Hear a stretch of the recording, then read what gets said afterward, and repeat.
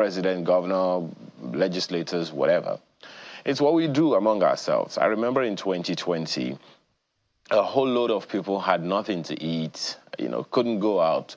A very, very high number of people had nothing to eat if they didn't work in a particular day. So they lived by the day, and they had to be locked down for a long time. And of course, we know what happened. And as a result, different kinds of people began to go from one place to the other, assisting each other as much as they could. So I was just thinking this morning, how is this different from 2020 really? Because there are those who are, depending on whose side of the divide you are, there are those who are saying we've been living on borrowed times over time. So if you can, just reach out to someone. Okay, just reach out, right, to somebody. You never really know. It doesn't even have to cost you money. A call that someone cares, that you care about someone, could actually, whether you like it or not, save someone from suicide. It's something that happens all the time. Everyone needs a little bit of attention. Everyone needs a little bit of love. So please reach out. And if they really need something from you and you can afford it, why not? I'm happy to hear, by the way, I don't know if you have as well, that the price of certain peppers are cheaper now. There are those who are saying, and I think it was even corroborated by Mr. Rwani, that some pepper, tomatoes, bell pepper, and the rest of them, the Scotch bonnet as well. Okay, you don't know the names. Okay, sorry. It's Atarodo in Yoruba land and wherever else, and Tatase and tomatoes. They are cheaper now. In fact, it's in the news. It's more than 50% cheaper. I should actually rush off to the market as soon as I'm done on this program. But hey, but that's just that. Now so reach out, show some love to someone. You never know how far that will go. And talking about the economy, there are those who have said in the course of this week that a lot more needs to be done by the subnationals. And there's been that brickbat between federal government and some state governors. That's not to be argued with. But let's ask the federal minister of finance and the coordinating minister of the economy. Let's also ask the person who is on FAC, who is in charge of the FAC. And they will also tell you how much each of the state governors have gotten from the FAC allocations. In fact, there is data suggesting that the states receive a lot more now than they ever did. In fact, I was seeing on the status of one of my contacts that the state that receives the lowest allocation from the federal government is Gombe State. And the state that receives the highest from the federal allocation is Delta State. Now, the irony is that there are some data that says that there's some measure of impact on the people in Gombe State. That's actually higher than any other state in the country. And in Delta State, well, I haven't checked. I don't know where Delta State falls on that radar. So the point is, what question are you asking that governor? What question are you asking that legislator in the State House of Assembly? Because the governor, ideally, the governor cannot spend money if it wasn't appropriated by the State House of Assembly. Now, the State House of Assembly members live closer to you. Their aides live closer to you. They are not your bosses. They are your servants. That's why they call public servants and civil servants. The policeman, yes, I know, the ones that carry guns. They are your servants, all right? So are you asking them the questions, all right? Let's see if you ask them questions, what kind of things that they're going to give to you? What kind of answers are you going to get? What kind of information are they going to give to you? Those questions are important. I'm looking at budget. In fact, you can just go there, budget.org. Budget is BUDGIT.org. You'll be able to find some information about how much your state governors collected last month. I don't know if they have collected, whatever they're supposed to collect this month. So find out how much they are collecting and how much they are dealing with your funds. Maybe you'll be able to know where the shoe is pinching. Now, I know that, one of the things that I think we haven't also been doing is exploring the opportunities in our country. Well, thankfully, the patriots visited the president over the past, I think it was yesterday, and they said, look, Mr. President, we want a new constitution. And they even gave a plan as to how it should happen. The participants should be non-political. The selection should be made on non-political basis. Whether or not there are political sentiments in those non-political people, that's another thing altogether. So we'll get to that bridge. And they are making suggestions around the fact that a referendum should be included in that draft constitution. They are also suggesting, don't look at these current ones, look at the oldest constitutions that we ever had in this country and see what we can draw from them and which one of them we can adapt to the current realities. But something that the president said, look, this will be reviewed, this will be considered, but can we get the economy back on track first? So the point that I'm making is there are several opportunities that are in our country already. Now, when the patriots gathered at this meeting and to make this address, they were just trying to say, look, it's not just the old people that have a responsibility. Young people have the responsibilities as well, right? So in everything that we do, ask yourself, in this country today, what are the opportunities there for me? Because there are. I know that there are. Be it at the federal level or at the state levels, there are. And there are those lawyers in particular who have told us, let us test the laws. It was a Nigerian, yes, a lawyer, that took the Federal Road Safety Commission to court and said, look, you have certain limits that you're already crossing. He won that case. There are those who are saying now that their landlords are charging more than they ought to charge. In fact, yesterday we took an email on Sunrise Daily where the fellow was saying, look, the money to get rent in Abuja, to pay for rent in Abuja now is becoming increasingly difficult.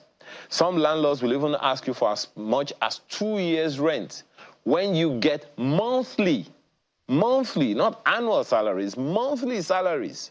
And you're supposed to go look for money for 2 years' rent. I don't even know the economic understanding that the landlords or the agents are coming up with. So you rent a house from someone for 1 year. Believe me, you spend all of that money in a month or two. Well, I think I'm going. Maybe I don't feel what they feel yet. Maybe that's why I'm talking about. Back to that opportunity that I'm talking about. Let's just explore it. There is the student loan program. I'm saying all these things because maybe they will reduce the frustrations that some of us are having, particularly students, particularly young people. Now, I've asked around a couple of young people around me, are you aware of the student loan program? They say they're not aware. And I check online, nelfund.org, and I find that their Twitter handle is actually very active. Are you aware? They said they're not aware. Why don't you get online and try it? If it doesn't work, let us know. We will make the news. That's on the one hand. Then I've heard about this National Youth Investment Fund. That's also there. Let's explore these opportunities. I know that there's a startup law, and I'm sure a number of young people, particularly in the tech space, are aware of this. This startup law has some opportunities, some resources set aside for young people. Now, I don't want anyone to come and say it's for them. Have you tried? Try first. If it doesn't work, let us know. We will amplify it and the needful will be done. Most importantly in all of this conversation, most of the time we talk about the federal government. The states, what questions have you asked your governor? Yesterday, okay, well, it was on Wednesday, one of my friends was complaining, that the Ogun State, all the roads are very bad, this one, that one. I said, well, you guys should put yourselves together, make some noise, let somebody be aware of it that can do the needful, amplify these words so that the governor can hear it in case he's not heard you before. Also, what are the community development associations doing? How active are they in this space? Now that there is local government financial autonomy, is it still active or not? We know it's a work in progress. The finance minister has said that much. So my point is there are opportunities. There are access. There are facilities for us to engage governments the way we ought to. And by the way, that is part of our conversation this morning. Let's begin with that. We're talking about citizen participation in governance, and that is the starting point of our conversation this morning. Citizen participation, that's the first thing we will be doing in our conversation this morning. On Monday, it's going to be the International Youth Day, and a load of things that they are talking about will be focused on technology and the rest of it, and that's what you have on the, that's what we'll be looking at. We'll be looking at the theme around youth participation and the role of technology in all of that. The Lagos Cleanup Initiative is another thing we'll be talking about later on. You want to find out which agency of government is talking about that one, we'll be there. Lifestyle today. How do you parent digital natives? You don't have any idea. When they start their LOML, their LOL, and all those codes that they use, do you even understand? No, it's not tongues. It's just codes. And you have to, it's not Morse codes. Those ones are in the 40s. They're language that you have to speak in their own interest. Our artist of the week this morning is going to be revealed later. So in the meantime, do me a favor, get your cup of cocoa. I've had mine this morning with a dash of honey. Thank you very much. With a white cup, actually. And you may prefer cocoa. Use honey as well, it works. Until then, let's take a short break, and when we return, we'll get into the first conversation about citizen participation.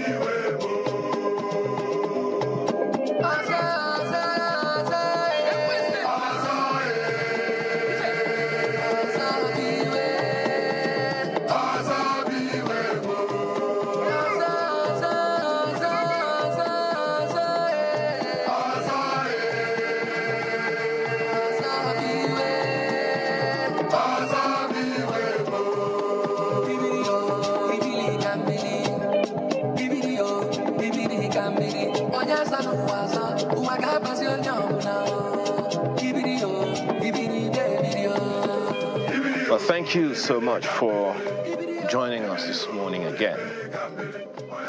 Now, in countries with complex domestic situations, citizens have very little opportunity to exercise influence on governments or government policies. Our democracy shows signs of progress. Significant challenges remain, irrespective. Election malpractices, electoral violence, and all those things sometimes just make it difficult for people to know where they can position themselves in the entire scheme of things. Deep-seated socioeconomic inequalities hinder our full realization of our democratic rights as a people. Robust democracy, we all know, thrives with respect to human rights, civil liberties, rule of law, press freedom, particularly, and in all of these, is in how people, relate in all these things. How do we facilitate citizen participation in governance, be it at the federal, state, or local government?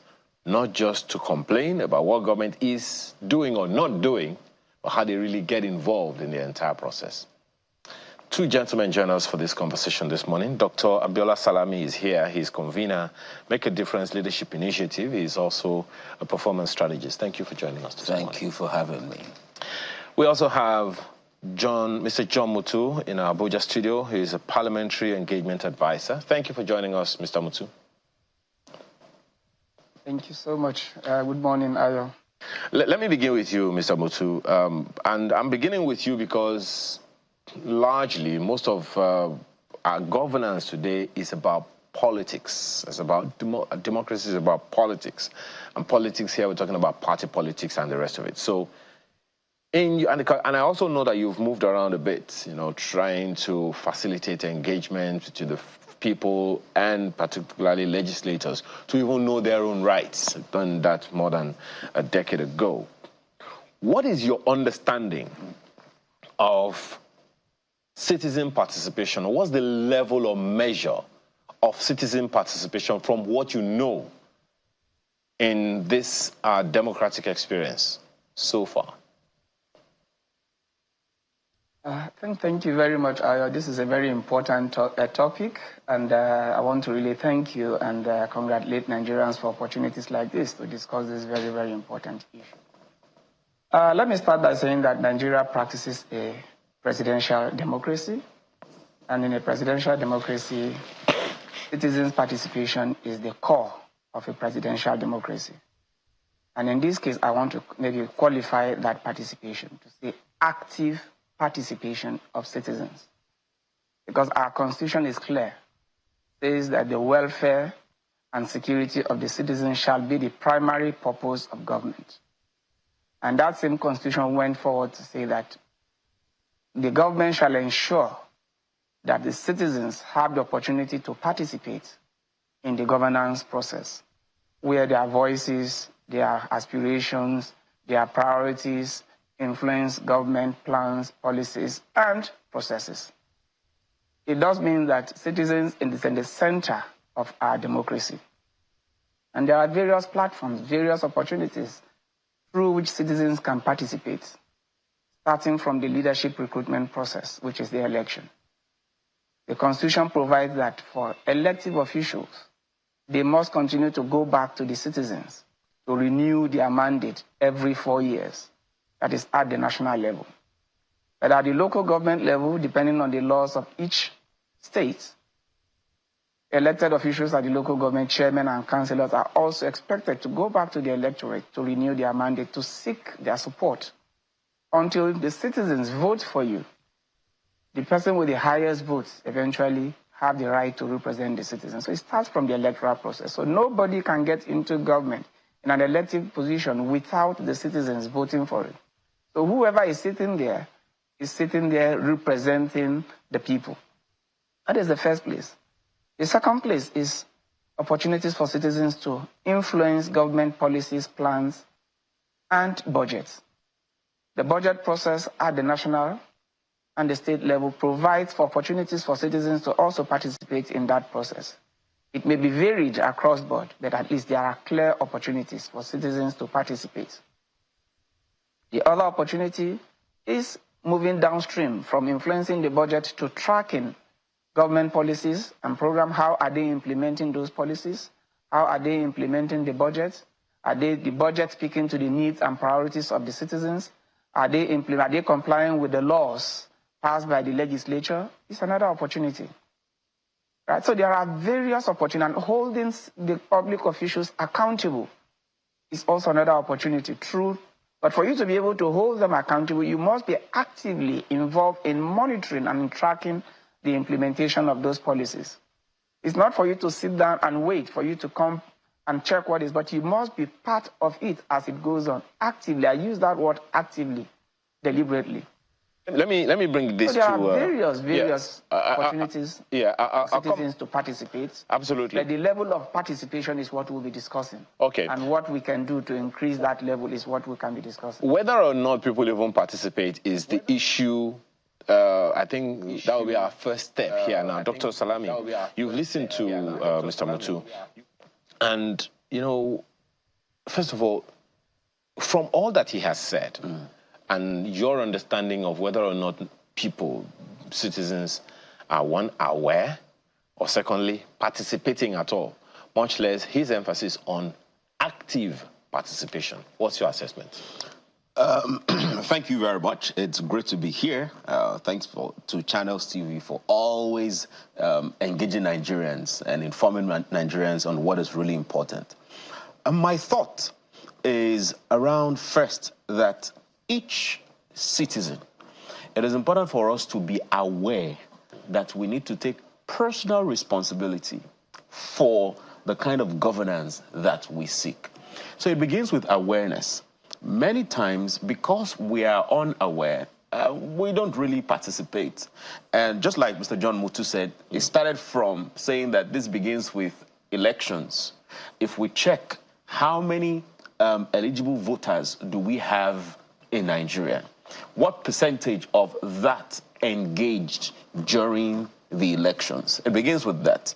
And of course, while citizens did not engage, did not participate in voting, when there are issues, you find more citizens joining protests. You know, I mean, we're having conversations about protest, you know, about end bad governance. So it is first about every one of us increasing the awareness that there is need for us to all participate from elections, from accountability, holding government officials accountable. But I want to take it a little bit back, you know, a little bit away from even governance and the government itself, but to each citizen taking personal responsibility for the kind of development and growth that we seek.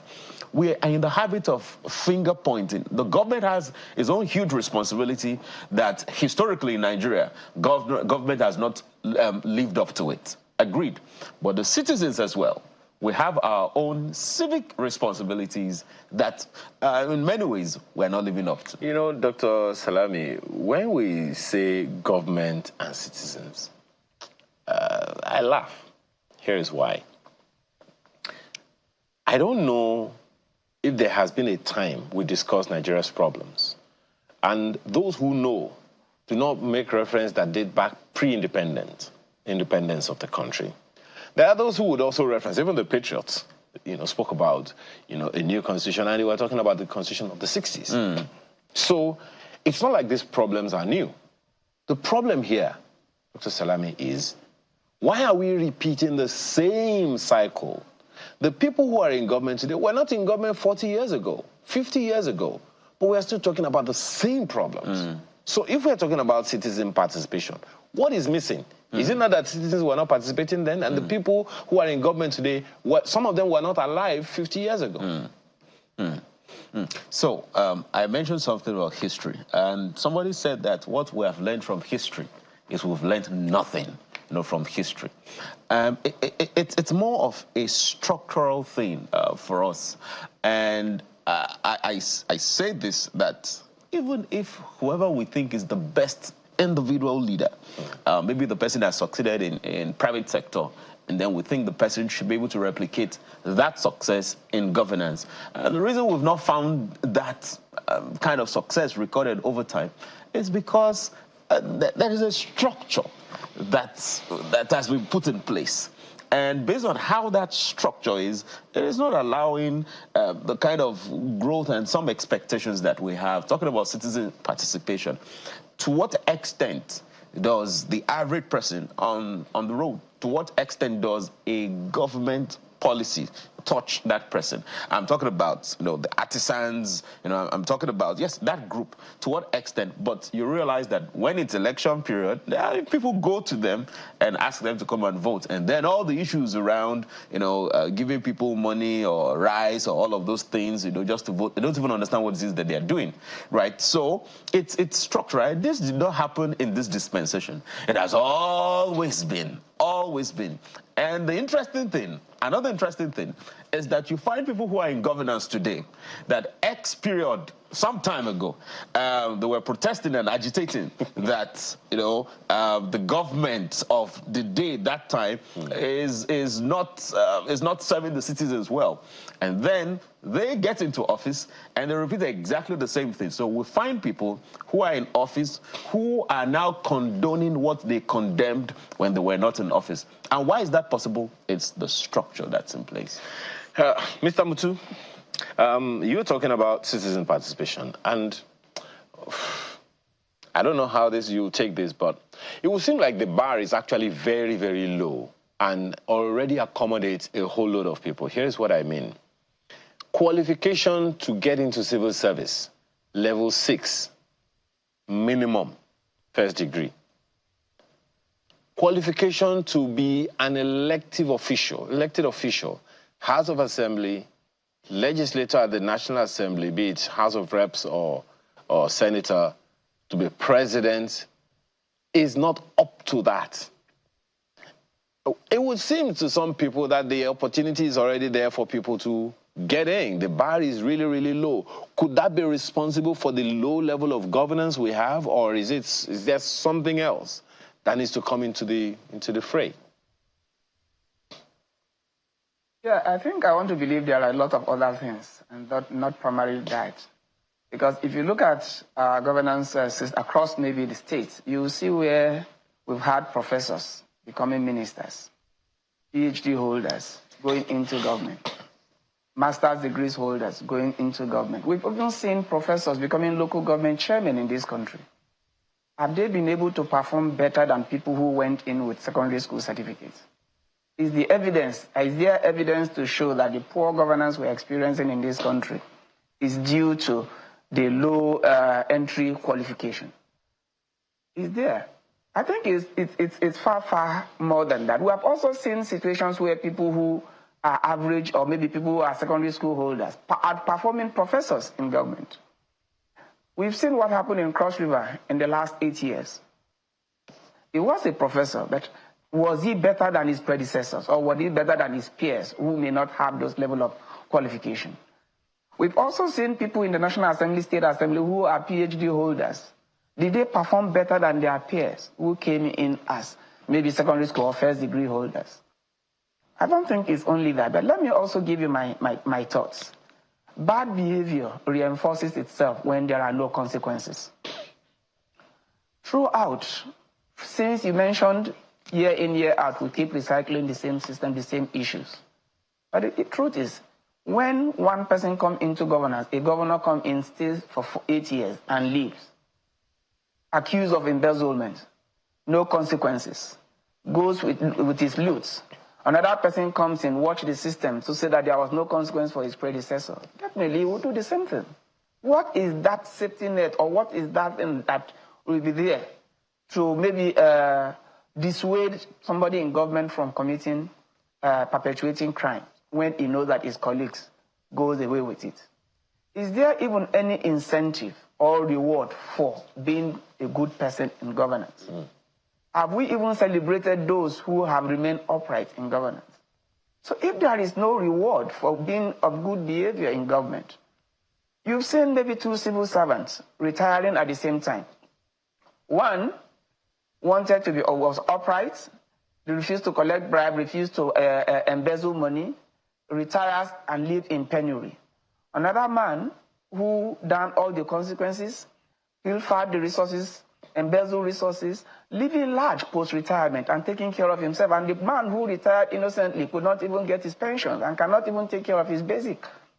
So if you are coming into government, who will you choose to be like? Will you want to emulate the poor man who dies wretched, who cannot even afford a roof over his head, cannot even train his children in school, and is queuing on the queue to collect his pension? Or will you want to be the man who is able to send all his school abroad and is living large, driving SUVs, all going through the same system? So where is the punishment for bad behavior? Those governors who left 1999 to 2007, where are they today? Living large. How many of them have been prosecuted successfully? So those are the issues. And once there is no consequence for embezzlement, for corruption in government, people will continue to do the same because there is no consequence for it. I think that is the number one thing. Citizens need to rise up and hold people accountable in government. Citizens need to rise up and ensure that those who did well in government are rewarded and used as role model and even given better opportunities. But today, the man with the money is the one that is celebrated. The man with the money is the one that goes into the next higher position. So everybody wants to live large. Everybody wants to live the good life. I think that is one major issue that we need to look at, and citizens have a critical role, including the media, to make sure that people are held accountable for bad behavior.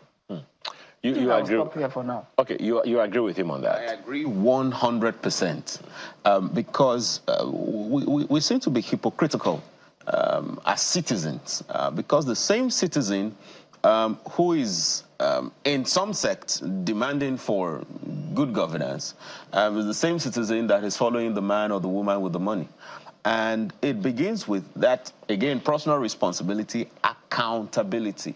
Like you said, the governors that led between 1999 and 2000, for example, who has looked into their activities and then prosecuted them? Who has looked at even between 2007 and 2014, I think that's the second dispensation, every one of, not just governors, legislators, I mean, every one of them. Because when there is no consequence for action, it will just repeat it. But is it, I apologize, on that, is it that that wasn't done at all? Because I know that a number of governors were prosecuted. And what he used is successfully. Because I remember, I think it was Governor Odili, you know, at some point, a few of them actually got, you know, some judgments against them that didn't really augur well. Those who were not prosecuted successfully in Nigeria were prosecuted abroad successfully. So is it for a lack of it, or that the penalties weren't stringent enough to discourage such the repeat of such behavior? We just said it, it's not, because we can't say now and point at 1, 2, 3, 4 people that were guilty of corruption and say this is exactly what happened to them. So it will be a deterrent to anyone else that would have done that. And so it's not that there is no consequence. Where there is no consequence, it's not stringent, and it's not enough for people to say they won't go into it. No, it's either there's consequence or there's no consequence. So there is no consequence. Okay. So there's no consequence. And as citizens, we need to get to that place where even ourselves, we are not guilty of the condemnation we are giving to others. See, somebody said that there are two kinds of Nigerians.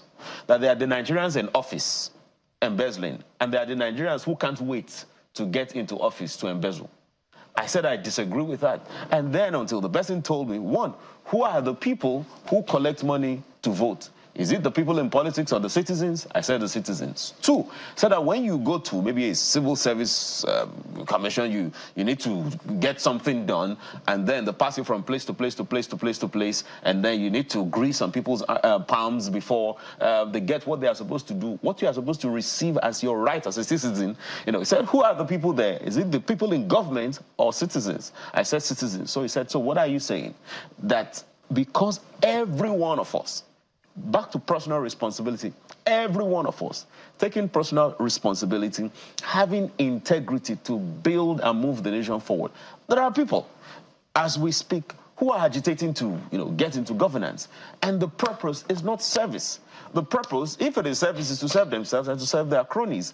And that is why I said that the structure we have and the culture we have continues to do this thing, continues to make this happen, continues to replicate the poor governance that we have. It is said that insanity is doing the same thing over and over again and expecting a different result. We have been doing the same thing over and over again. It is time for us to make a difference. And what do we need to do? Each one of us taking personal responsibility for good governance. Mr. Mutu, so Dr. Salami talked the other time about structures, that the structures that we have built ourselves on over the years is making us vulnerable in this behavior, is making us to repeat the same pattern over the years. When I, put it to him that the people who are in government today were not in government 40, 50 years ago, a good number of them were not, but there are those who are. So in terms of those structures, do you agree with him about those structures? Because be it military or civil governance, we've seen the difference in this country. So if we're talking about structures that are faulty over the years, over the decades, what are these structures? There are those who would point to the Constitution as one of them. Do you agree with them? I think the Constitution is one of them, but let's also look at some of those social structures, not necessarily the legal structures. Where everybody says it is our turn, right? When you say it is our turn, what are you specifically saying when you say it is our turn? It is more or less saying that it is our turn to get into government. So when you get into government, what are you intending to do? Right? You're not looking at the nation, you're not looking at service delivery, you're not looking at good governance, but it is our own turn to benefit from the Commonwealth. So when you see zoning, rotational presidency, rotational governorships, senatorial, the House of Reps should be zoned. You have had your share, it is now our turn. So when the person gets into government, his own focus is his people, his own zone, is his immediate constituency. These are my people, this is my community. And my expectation is to satisfy their needs and their interests. Others are waiting for their turn. So that immediately you leave, they come in, it is our own turn, you sit down and wait. When you were there, you were enjoying, it is our own time to enjoy, either at the class level or even at the cultural level, or even at the ethnic level, or even at the religious level. That is why when you see when it was the time of Goodluck Jonathan as a Southern president, the whole villa and the whole Abuja is filled with Southerners, or maybe people from the South side. It is our government. The next thing, maybe President Buhari come over. The next thing is the North. It's our own turn. Everywhere is with the cap. Now it is now the Southwest turn. It is our turn. So that kind of our turn does not allow for good government. Anybody that is campaigning, anybody that is looking at it from a narrow prism. And that is why anytime you see that the anti-corruption agencies want to prosecute a particular person, the community and his friends and people from his religions come down and rally around him to say, no, it is political persecution. When the other ethnic group did it, you didn't persecute them. Why are you now persecuting him? Rather than focusing on what he did. I'm sure some of us also saw the video of this policeman that is being prosecuted for drug, the former, I can't remember, Carey, when he was granted bail to go back to his village. You saw the way he was received by his community. With ovation. You also saw the guy, Wadume, who from Taraba State, who was arrested for a kidnapper that was arrested for killing policemen and all that by the military. When he was released from prison, you saw the way he was received as a king who has returned home. Why? Because they felt he was persecuted. So a lot of times we look at it from our narrow prism. So those kind of structures that we have set up to benefit parochial interest never allows for a bigger picture where we look at the collective interest of the nation, the collective interest of the community to push for the growth of and the development of the country. And this happened at the lowest level too. A councillor coming in to government. It is divided among clans or families. And once the councillor gets into office, his primary objective is to satisfy his family. And when he goes out of that family to appoint an aide from another place to who he has seen competence in, his family reacts. Why are you appointed? When it is our turn, you are supposed to take somebody from us, whether he's qualified or not. You have now ceded that role to somebody. And that is why a southwestern president, governor, or whatever will first of all look at his immediate clan and pick the people whether he is right, whether he has the competence or he has the capability. Because that is what the people expect. And once you go out of that expectation, people react. So these are all issues that we need reorientation. We need our value system to be rebuilt. We need the laws to be strengthened. And also, people who are run foul of those laws must be held accountable, irrespective of where they come from. Let me conclude. I remember in 2000, when during the Farouk Lawan in the House of Reps in 2007, when they were proving, or between 2008 to 2011, when they were proving the oil subsidy probe, and he was the chairman of the committee.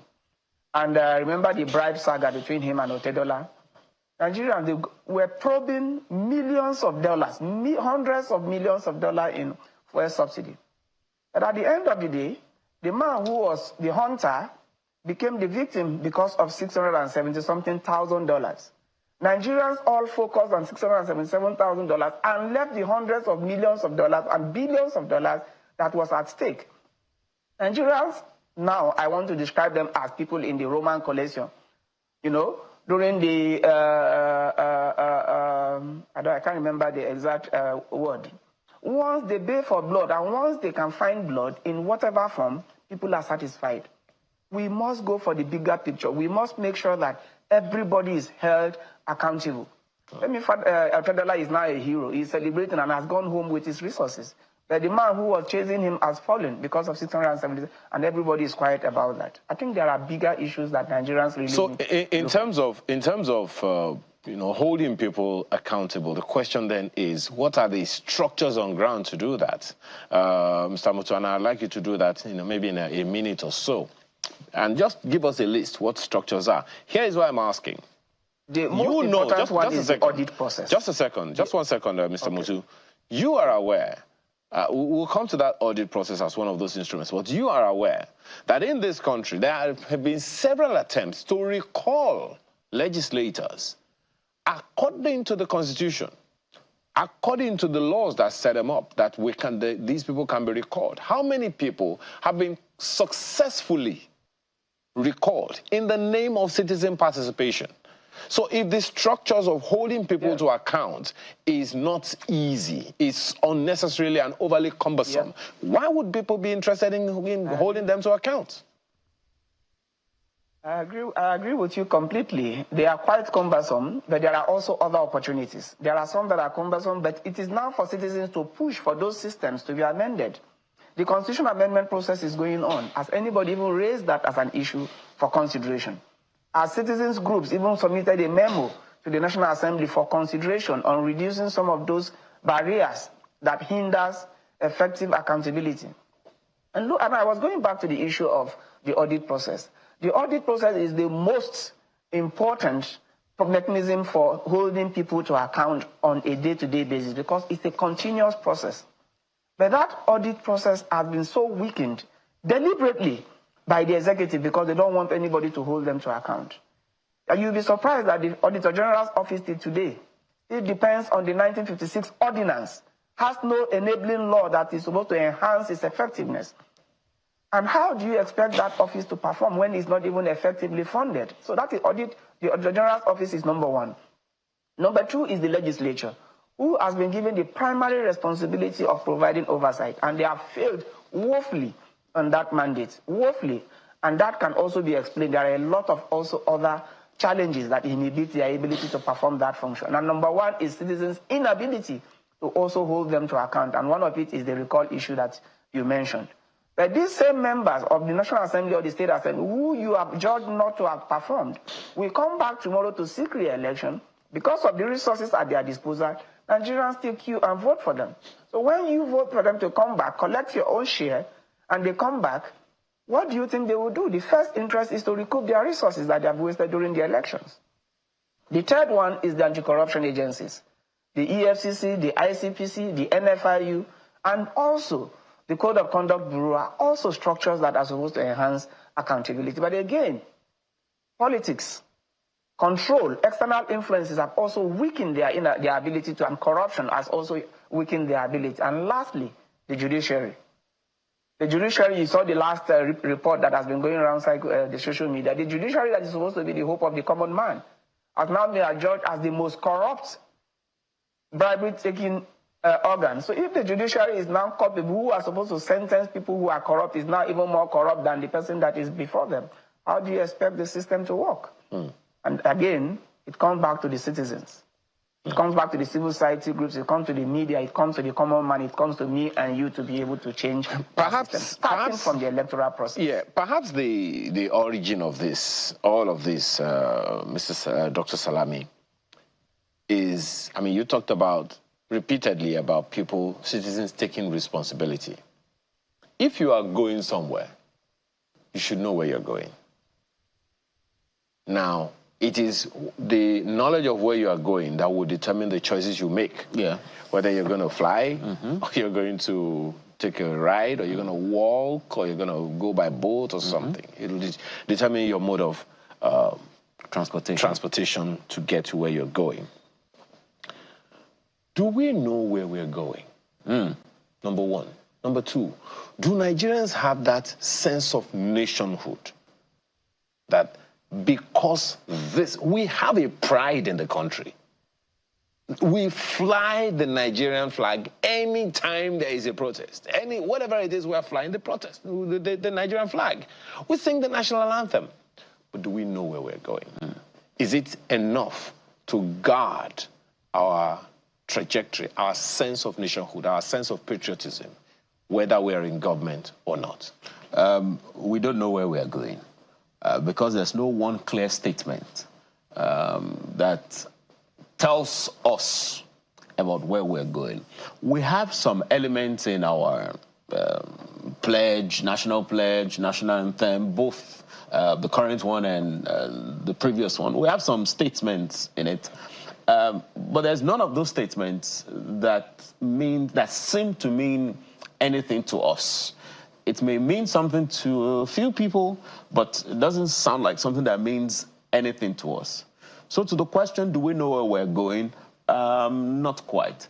And another way to know that we seem not to know where we're going is for every government that comes in, the government has a separate plan. Whether the government is from the same political party or the government is from another political party, the government always has, a different plan. Even if the government has said we are building upon what has been done before, when you see what the government is implementing, it will be contrary different from what has happened, before. Second question, do we have a sense of nationhood? No.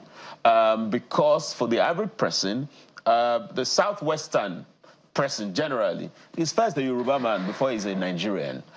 He's a Yoruba man inside Nigeria. The average northern person is Hausa Fulani first before being a Nigerian. And by the way, when I even say Yoruba, that's even a collective because there are still some subs in it. And when you come into the Yoruba land, and then that's when somebody will say, no, I'm an Ijebu man first, before being a Yoruba man and then being a Nigerian. So it depends on the context of what the conversation is. The sense of nationhood should make every one of us see ourselves as Nigerians first before anything, not judging anyone by their ethnicity, not judging anyone by their gender, not judging anyone by their age, not judging anyone by their religion, but seeing people based on the content of their character. Until every one of us were able to see ourselves based on our competence and the contribution we can make to move this nation forward, we can't talk about nationhood, which is why for me, the engagement of young people is essential. The engagement of young people is essential. While we seem not to know where we're going, I think if I'm following you, and I don't know where I'm going, but I'm following you, trusting that because you came before me, then you should know where you're going. At some point in time, when I discover you don't know where you're going, I should be asking myself questions. And I think a lot of young people are asking themselves those questions at the moment, that where exactly are we going? And it is important to now channel the energy of the young people based on this question that they're asking, so that in 10, 20, 30 years, these same young people don't become the problem they are fighting against now. Because we have a lot of people who in their younger age, in their younger days, 30 years ago, were complaining and fighting against the problem, and today they have become that problem. What's the significance of this in citizen participation? Okay. We said that for young people, engaging young people so that we channel their energy to make sure that they don't become problems tomorrow, the problems they are fighting today. That is their own participation in governance. Their own participation in governance, not in carrying ballot box or stealing ballot box for someone, right? Not in any other vices, but in first asking questions, and also they themselves being examples of the kind of leader that they should be. You see, generally, if young people know better, they would do better, generally. But because all they are seeing does not show good governance, and they've seen it repeatedly, right? So there's a possibility that they become that thing that they are seeing. So how do we connect them to civic engagement, to participation in governance? Is first equipping them.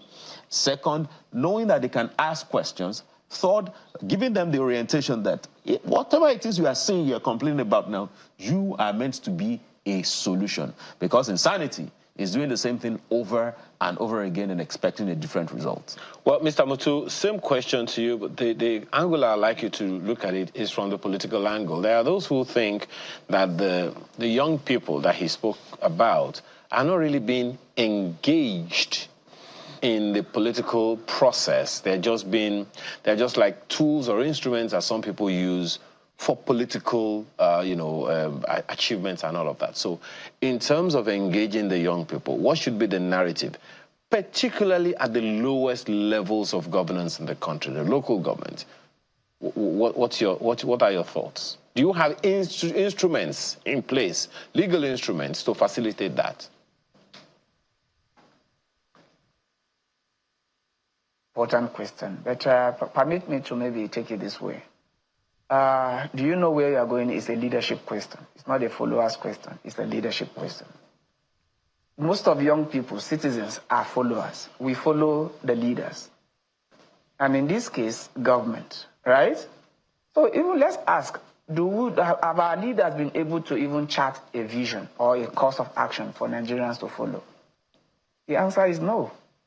And that is why the young people are asking, where are we going? There is no sense of direction in government across board. Go to the advanced democracies, you see development agendas of 50 years, a long-term development plan, outlining where we want to be in 50 years, outlining where we want to be in 100 years, outlining so you now have a long-term plan broken down into medium and short-term. Let's ask ourselves in this country, do we have a long-term development plan? Once upon a time, we used to have the Vision 2020, the Vision 2010, and all that. What is our development framework? What is our development agenda? What you hear the 8-point agenda, 5-point agenda, 11-point agenda. And what is the vision that will form a rallying point for everybody to look up to and work towards? Either at the state level, at the federal level, or at the local government level. There is none.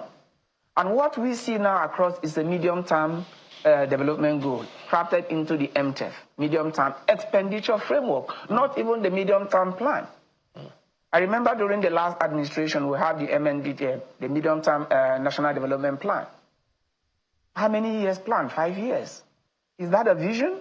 A 5 years plan? That is a short-term plan, not even a medium-term plan. Right? So, in the current administration, we want to see where do they see Nigeria getting in the next 10 years? Where do they see Nigeria being in the next 20 years or in the next 30 years? That kind of vision will allow the younger people and the followers to be able to now key in and see where they can contribute and how they can contribute towards achieving that vision.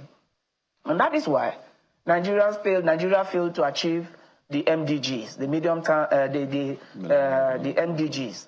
And now the SDGs 2030 is almost here. We have still not been able to achieve them because we don't have vision. So where are we going is a function of vision, and it's a function of mission, crafted into a development plan, crafted that will influence the budget, that will now influence policies, plans, and people can now work towards achieving that. So if I'm a youth, what am I looking forward to? Who am I even looking forward to? At the local government level, where governance has collapsed, who do they look up to? A chairman who is no longer in his local government but is in the state capital? Well, you know, Mr. Mutu, the councillor who is supposed to be in and provide leadership is not there. There are so many issues that you have raised in your responses. So many issues you have raised in your response.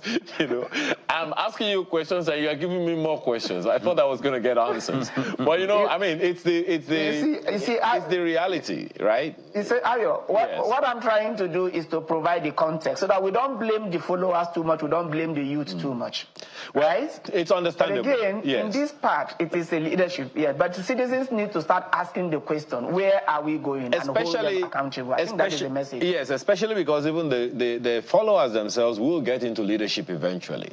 A quick corrigendum before we go. I mentioned something the other time, and I've been happily, corrected on it, that the grade levels in Nigeria, in the federal civil service, first degree holders start on grade level 8, not 6. Well, at least it's not school sat. Thank you, Fatima Kazim, for that. It's been a while since I left civil service, so maybe that's why I lost that one. But so it's even grade level 8. And what's the lowest legislative assistant to any legislator, Mr. Mutu? When you say the lowest, how do you mean? In terms of grade level in the civil service. No, when you say the legislative aides are appointees. Okay. So I thought they usually have some civil servants or, from the civil service with them. Sorry, I didn't get the question. There was a glitch there. Sorry. I thought they usually have some civil service officers with them. No, they have political appointees. Only political appointees. Civil servant provides secretarial support at the committee level, but they have political appointees who are now graded. You see, another education that we all need to get. But thank you so much for that one. Okay, there is this other information that's come to us. Skittish Money says, we need to accept that we all cannot be millionaires before we reach the promised land. Government, teacher is culture and tradition. This sounds like Fela's line. And the culture of impunity we have created will not change the country. And by the way, when you spoke about vision the other time, Mr. Mutu, don't forget we have that statement from, I think, the previous government talking about Agenda 2050. That sounds like a long-term plan on its own, but how have the states taken ownership of that for their own development? That's another conversation for another day. We have to thank you, gentlemen, for being here this morning. Mr. John Mutu is Parliamentary Engagement Advisor. Thank you so much for your time, as well as Dr. Abiola Salami, thank you so much. Convener, Make a Difference Leadership Initiative, and also a performance strategist. I was actually going to ask you if there is a role for the private sector in all of this, citizen participation, but let's leave that to another time before we start another topic this morning. Well, that's the first conversation we're having this morning, citizens' participation in governance, and we've largely spoken about young people. On Monday, it'll be International Youth Day, and we want to have a focus on that this morning, particularly from the theme of the International Youth Day of Monday. We'll be back.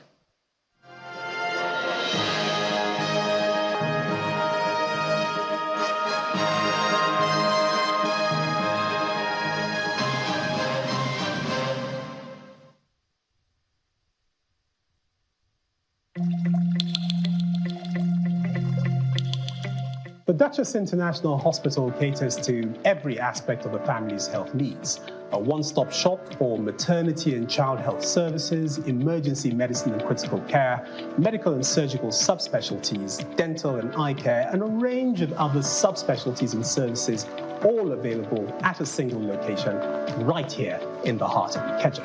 And it really doesn't matter if you're paying out of pocket using your HMO or private insurance. We focus completely on providing that world-class affordable healthcare for all the family at all times.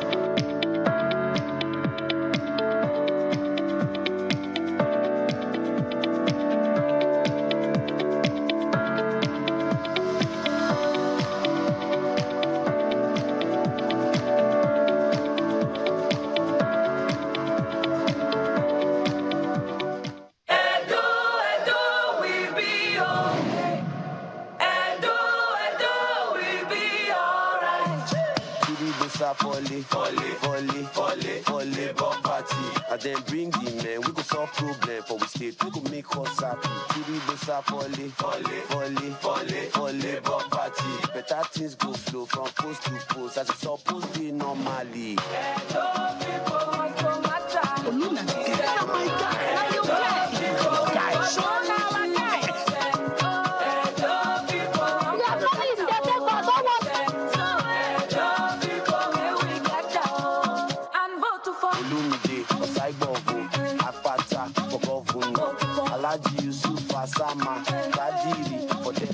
Vote Olumide Osaibovo Akpata as governor. Vote Alhaji Asama Kadiri for deputy governor Edo State.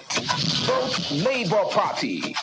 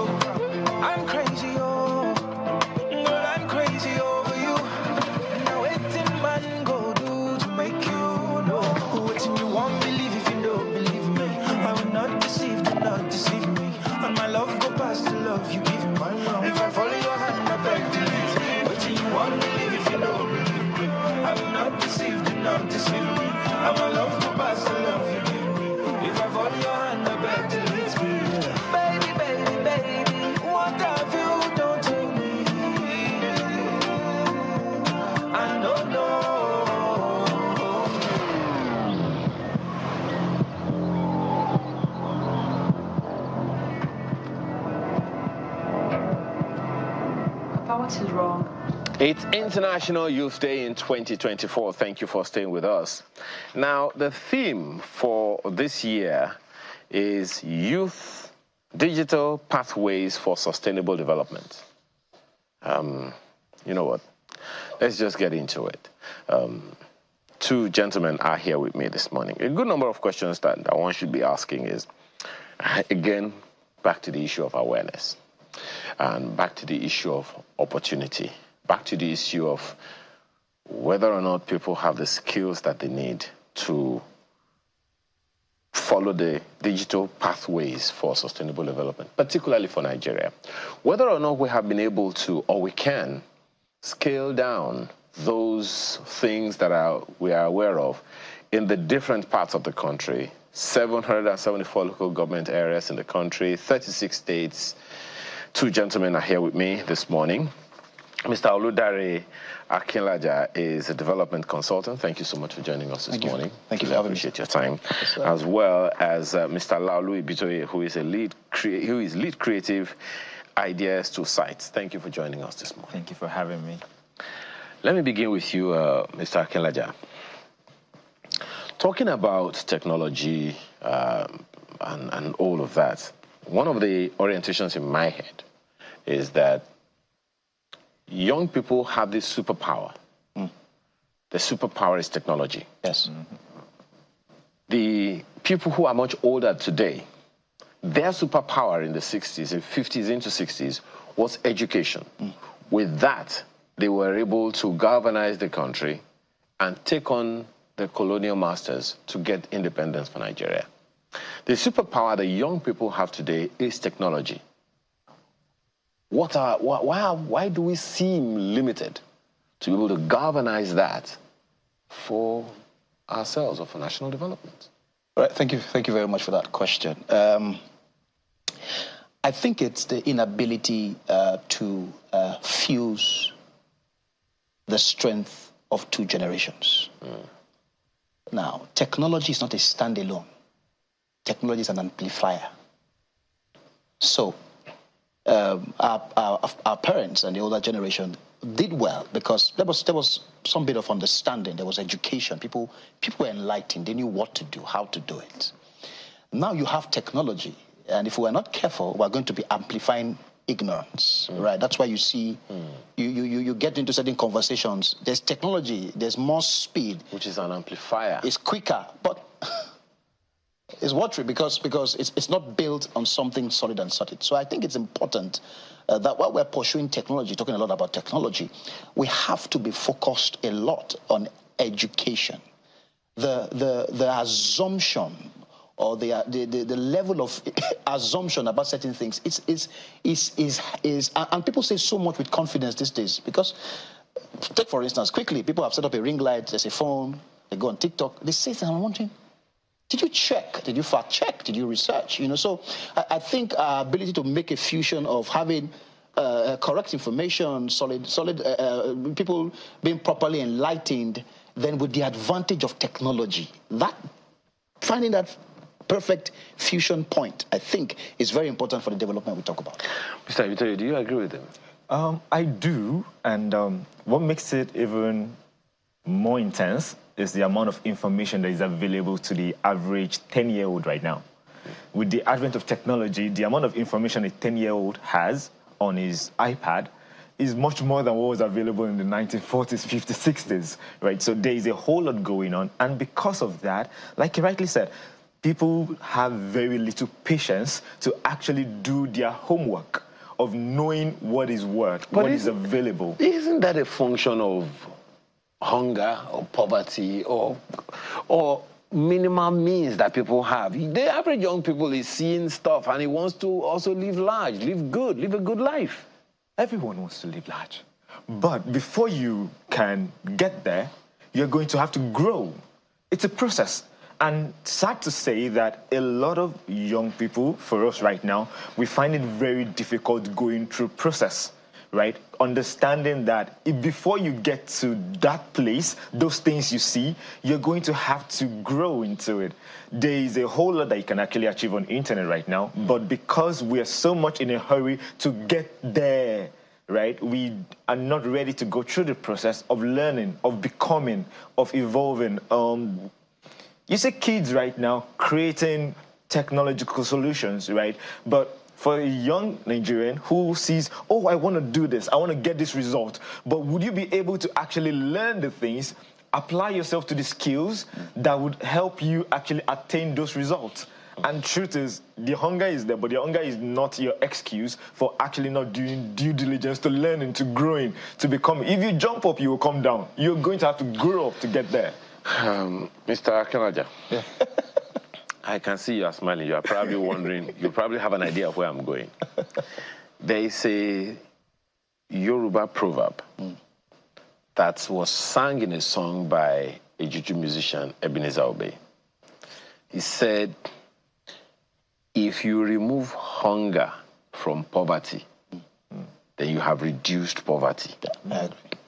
Now, someone is hungry and poor, and you're expecting the person to sit down And create. and create. You're expecting the person to use technology for development, as opposed to, first of all, satisfying his hunger. Please, what should be his motivation?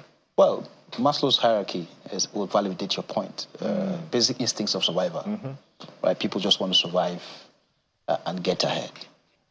But you see, I'm an R&D person, and so I'm very focused on data. Even in the midst of that, I was just saying something before I came in here. I was talking to before I came in here, and I was like, I am on platforms that even have educated elites. And the conversations they have there is strange. So sometimes I don't even think it's just hunger. Because we're on platforms where we have educated elites talking as if you're wondering. Don't forget that there is a difference between education and enlightenment. I agree. That's where I'm going. And so I'm just trying to validate the point that there is that hunger data set, which I could even give a beautiful excuse for. Because indeed, if you're asking a man to write programs, the guy just wants to eat. You're telling him to innovate, okay? So in that, there are different sets. There's that hunger set, but I'm even saying the people who can even afford to eat, you need to listen to the conversations they're having. So and it has not become a collective. It's more of a collective issue because it's a domino effect, right? This cluster of people who are educated, what's the model they are showing to people who are hungry? Because this thing, so you go to certain areas, you hear things like the Egbo on our street or the senior brother on our street. I had a friend who got an appointment, and he called like a senior brother of his and says, "Oh, I just got this appointment. What do you think?" Guess the advice that was given to him. You are there now. Don't go and create anything. No. What are you creating something for? Just go there, collect. You know, so it's a ripple effect. So it's not just leave the hunger. If the people who have some level of education and enlightenment and are comfortable take on personal responsibility, it will create a ripple effect. Take one person off the street, two, one-on-one. But there's now a collective consciousness. Both those in that hunger set and those even in the set you think can afford to eat. There's a collective consciousness that is devoid of personal responsibility. I think we should just close this program. But because it really isn't a funny thing. Okay, for instance, now the theme of the International Youth Day on Monday is clicks to progress. Youth digital pathways for sustainable development. What's the percentage of young people in Nigeria who even understand the role that technology can play in development? Mr. Ebitoye, can you hazard a guess? Okay, if I would comment on that, first is we have a load of creative people in Nigeria. See, creativity is not a problem. We're creative. But the question is, do people actually have a good understanding of how much they can actually do? You know, you mentioned about hunger, right? The person that is hungry, you're asking him to create. If you ask me, I would say that hunger should be your fuel, should be your motivation to know that I've got to break out of this, right? So we actually do have a large percentage of people who are creative, who can do things, who can create amazing stuffs. But from where we are right now, there still needs to be a whole lot of education, right, for people to see what is available. Earlier on the show, you actually talked about the Nigerian Startup Act, right? And I can assure you that there are loads of people, especially in tech, who are ignorant about this act in itself, right? So maybe just a quick Google as to what is the Nigeria Startup Act, what provisions are actually available in Nigeria. So there's this part where the average young Nigerian feels that they don't know, they don't care about us. There's nothing they've done for us, especially in tech. But it's actually there, but we do not know. Earlier on, the I think National Youth Investment Fund, right? That's actually going on, and there's the part of where, truth be told, the fact that you mentioned earlier was a key marker for me, saying that people don't know these things are out there. People don't know the opportunity, the leverages that can actually help you springboard, right? Those ideas that you actually have. So key marker is the education, the enlightenment, the path of actually announcing these things to those who actually need it the most. You'll be surprised about the fact that the people who know about these things that are supposed to be for the youth in tech space are the older generations who created it. So they've created it, but the people who it's created for have no idea about it and keep going around like headless chicken. I find it very ironic, Mr. Akinlaja, that the most popular content in the world, the most popular media content in the world is not music. It's not movies. It's news. I'm telling you based on my own personal research, with data. Guess what? The demographic that consumes media content the most are young people. Guess what? The media, the young people who consume media content the most don't consume news. So anyway, that's just so. I think it goes back to what Mr. Akinlaja said the other time about taking responsibility, taking personal responsibility. For instance, let's begin with that theme, clicks to progress. What do you think it means? Well, he used the word markers. If I'm going to Ibadan from here, if I find myself at certain markers, I can identify whether I am in the right direction or whether I am in the wrong direction. So I think for me, clicks to progress speaks to the things we should begin to pay attention to for the direction of the journey we want to go into. In fairness to young people, so let's make an excuse. There's also this trust deficit. Because of how the environment has gone over the years. And you said something earlier where you said, it's not about people like us, so they already know who they will give it to. That trust deficit is there, and not believing that there's anything that is going to be able to accommodate I and my people in that frame. So the trust deficit is there, which is why I'm very big on private sector, society, communities, local governments, family structures, even your estate association. I'm very particular about things at that level of cluster conversations. Because whatever collective consciousness we want to reshape has to begin at that collective consciousness. Earlier on I heard people talk about leadership. I have a different point of view to how leadership is designed. Okay? And I think too many times we interpret the kind of leadership that happens in a private company and expect to see that translated into a government structure where democracy, inclusiveness is part of your decision-making process. I run a company of 25 people. I don't have to ask you. Shut it down, I'm not doing it again. Close at 4, I'm not doing it again. Go home at 3 o'clock, I'm not doing it. You can be more effective like that. In fact, there's a conversation going on globally about the design of what leadership really means. Right? Does it affect how progress is? Should leadership be contextual based on the design of the system and all of that? Those conversations are going on. So we can't keep giving blanket statements. And that's why we must be careful to define context. And that's why, for me, clicks to progress means let's sit down together and begin to redesign. This pathway we are on, what do we need? What do we require? How do we redesign? For instance, one of the conversations we need to start to have is, must everybody be taught in English language? I think you're already beginning to go to China right now. Well, Victoria, how do you see the Nigerian youth leveraging digital technology to advance the Sustainable Development Goals? Earlier, one of our participants spoke about our failure as a country in the Millennium Development Goals. But now we have the Sustainable Development Goals that will terminate in 2030, and 2030 is less than 6 years from now. So how do you see the Nigerian youth leveraging technology to advance these SDGs, especially in areas like education, healthcare, and entrepreneurship? Okay, so first let's pick the education, right? From there, I tell people there is almost nothing that you cannot learn online nowadays, right? And one of the major areas that I feel that we need to start from is helping people understand the path to go.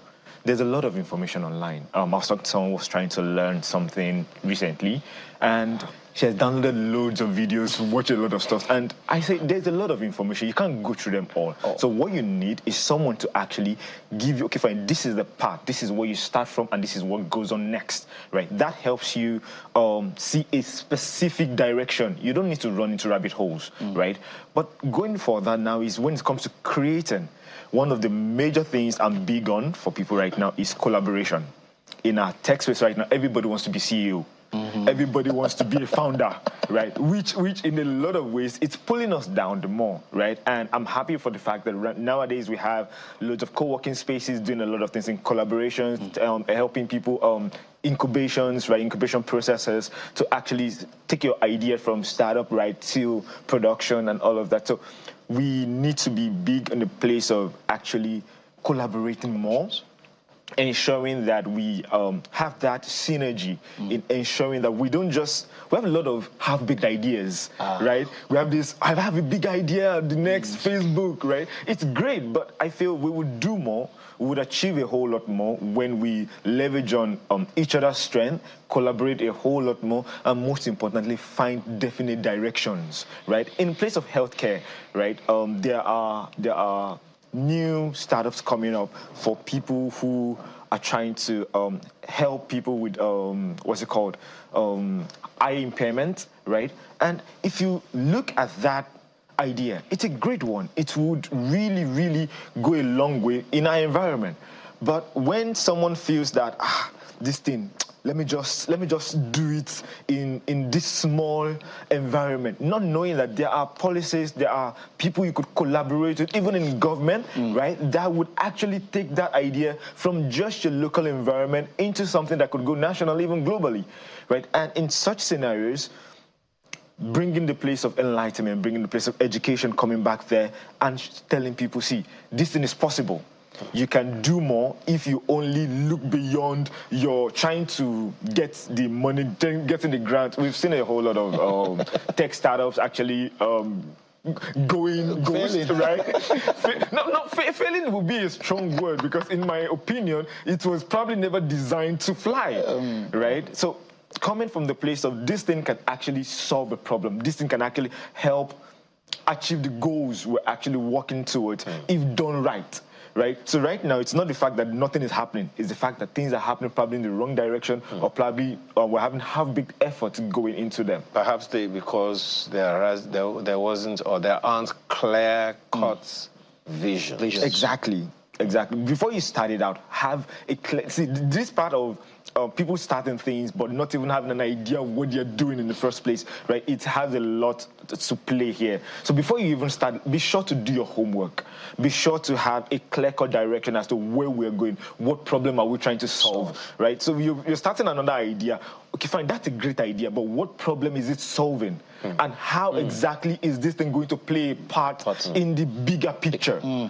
Right? So it's not just because you're starting this idea to line your pocket, that is good, that is going to happen, right? But what part is this idea going to play in the bigger picture? That way, when you know what piece of the puzzle you are, someone else knows what piece of the puzzle they're actually bringing to the table, right? Before you know it, we have the puzzle, the jigsaw puzzle start looking complete, right? We start looking like the real picture we had. So 2030, 6 years down the line, for us to get there, for us to get closer, let's see each piece of the puzzle, right? In education, like in our universities nowadays, let's tailor more of what we're doing. I know some schools in Nigeria are beginning to actually adopt this part of entrepreneurship into the curriculum, which is great. It's supposed to be, but it's taking a long time, but it's happening now. I'll tell you this for free. Go look in the law that set up the NYSC.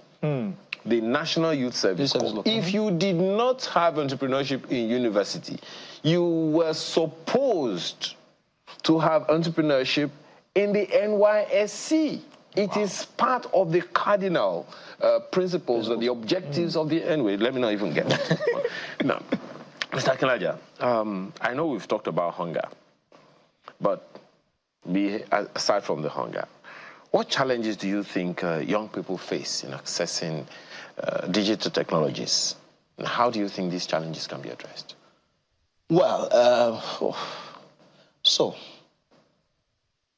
my mind works in a very interesting way. And every time I hear technology, I'm trying to understand, are we just talking about a computer, the internet, and the rest? Well, my question is digital technology. So the reason I said that is, let me give you an example. There is this village in the southeast where from the first cry of a child, they could tell its potential ailments. Of the child? Yes. I think it was, I can't remember where this. Then these guys, I think they came from abroad, and they've attached AI to it. It's online. Yes, they've added artificial intelligence to it. I think it's, I can mention it online. Yeah, it's from the cry of a child, you can tell its ailment. It's strange. So that's why I think that Nigeria is we need to start refocusing on how we think about what innovation and technology is. That's on one side. But even that, if I can drill down on that a little bit. I saw a movie. The movie is titled Shaworoide. Shaworoide was a movie done maybe about 20 years ago. This fellow put a bird feather, the feather of a bird, to a talking drum, the large one called the Yailu, the mother of the drums, and said something. And the other fellow hearing could hear from the other end of the world that he should come home. Technology. Technology. But I don't know if we've been able to use AI to capture that. No, we can, because for instance, there's an Okpo. There's a guy who is trying to tell you that IFA itself has a programming language attached to it. It is a programming system. So what I'm saying is, before we start even talking about assessing the digital technology like we call it, we need to start understanding what innovation is. Because, and that's why we always play second fiddle. Because we keep importing and not being able to harness from within. Of course, like that collaboration that he spoke about. We need to start driving personal innovation of our people, medically, health-wise. I know a man who has a book of drugs, but we're not going to say that because of many things. Medicines that could ailments, right? I know people who are constructing stuff, right? Let's first talk about innovation at that level. Then, assessing digital technology will now be a point of collaborations. We must be big on it. That's how they can assess these digital technologies. And we must not do anything. We must not... Are we aware that even language is a form of segregation? Oh, he can't speak English, so he can't create. Why do you think because he can't speak English means he's unintelligent? Where did we learn that not being able to speak English means someone is unintelligent? Well, I think we can just say that that's nothing. So that collaboration. So this guy has a crude innovative idea. I have Ibito that understands this part. So the four people come to, and that's where I blame young people. This idea of having CEO in front of your card, there's a certain aggrandizement it gives. CEO of what? I have a big boss who will tell you it's better to be part of collecting 2% of 500 billion naira than 99% of 10,000 naira. That's the power of collaborations. I think that's where the assessing will come from. Because the world is not a global village. So collaborations will drive it. That's why we have ideas in remote areas that have not come to light. I tell people, your ideas can be beautiful nonsense. Can you be kind? Thank you very much. Let me ask you, Mr. Ibitoye, in terms of bridging the gaps, because we can't remonstrate the fact that the challenges are there, the gaps are there. So what steps do you think the government can take, including the private sector, to bridge the digital divide and ensure that more young Nigerians have access to the tools they need? The protests in the different parts of the country is an eye-opener. The young people didn't even know that the facility built in Kano was for them. And, of course, it was easier to just go in there simply because they didn't even know. So what are the things that you think can be done to bridge the gap and ensure young people get the tools they need? Okay, first of from that, I had my National Youth Service Corps in Kebbi State, right? And it's amazing to know that there was, I think, somewhere there was an ICT center that was built, fitted with computers, but it was never being used. In fact, they were all covered up, right? And that thing had been there for a long time, but it wasn't being used. But it was an ICT center. So now, if you ask me, I would not say that there has not been steps done by government to actually do things like that. But I would say that one of the major challenges is the people that it was created for do not know about it. In other words, right? communication is very inadequate. Like, so there needs to be more talks about what is available. You create these things. We know it's been created, but people who are created for do not know about it. So that one part, the communication, see, it does a lot for, oh, you put this thing in place, but you expect them to know. Or, oh, we're expecting this thing, but we don't even know they've created it. So that part of communication may actually, see, it will help us know how far we've come and how far we still need to go. Because for the youth who feel nothing has been done, and for the government who probably feels we're doing a lot, right? And these two parties are probably doing the same thing, but there's just that gap in between. Sometimes I wonder whether proper communication would do a lot. And the internet is right there. A lot is going on, but it's just not. Sometimes I wonder. Not connecting. There are young people in the government as well, so how come they're not anyway? That's a discussion for another day. Exactly. I have to thank you, gentlemen, for being here this morning. Laolu Bitoye is lead creative. Ideas to Sight. Is that another word for CEO? Don't mind me answer that question. And Mr. Oludare Akinlaja, development consultant. Thank you so much. Thank you for having me. Thank you so much. Okay, that done. So, an initiative of the Lagos State government that's also in play. They call it the Lagos Cleanup Initiative. Is that anything to do with the monthly environmental sanitation or not? We'll find out after this break.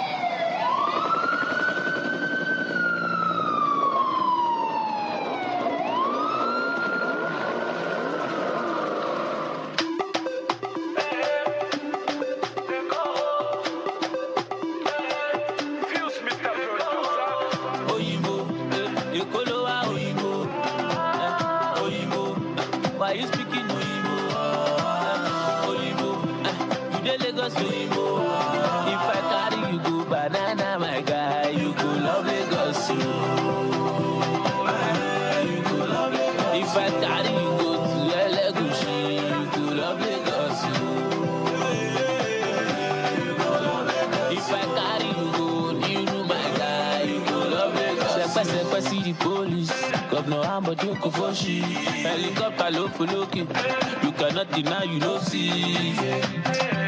Father Kesi la ante misha, Omo Kesi wole ba.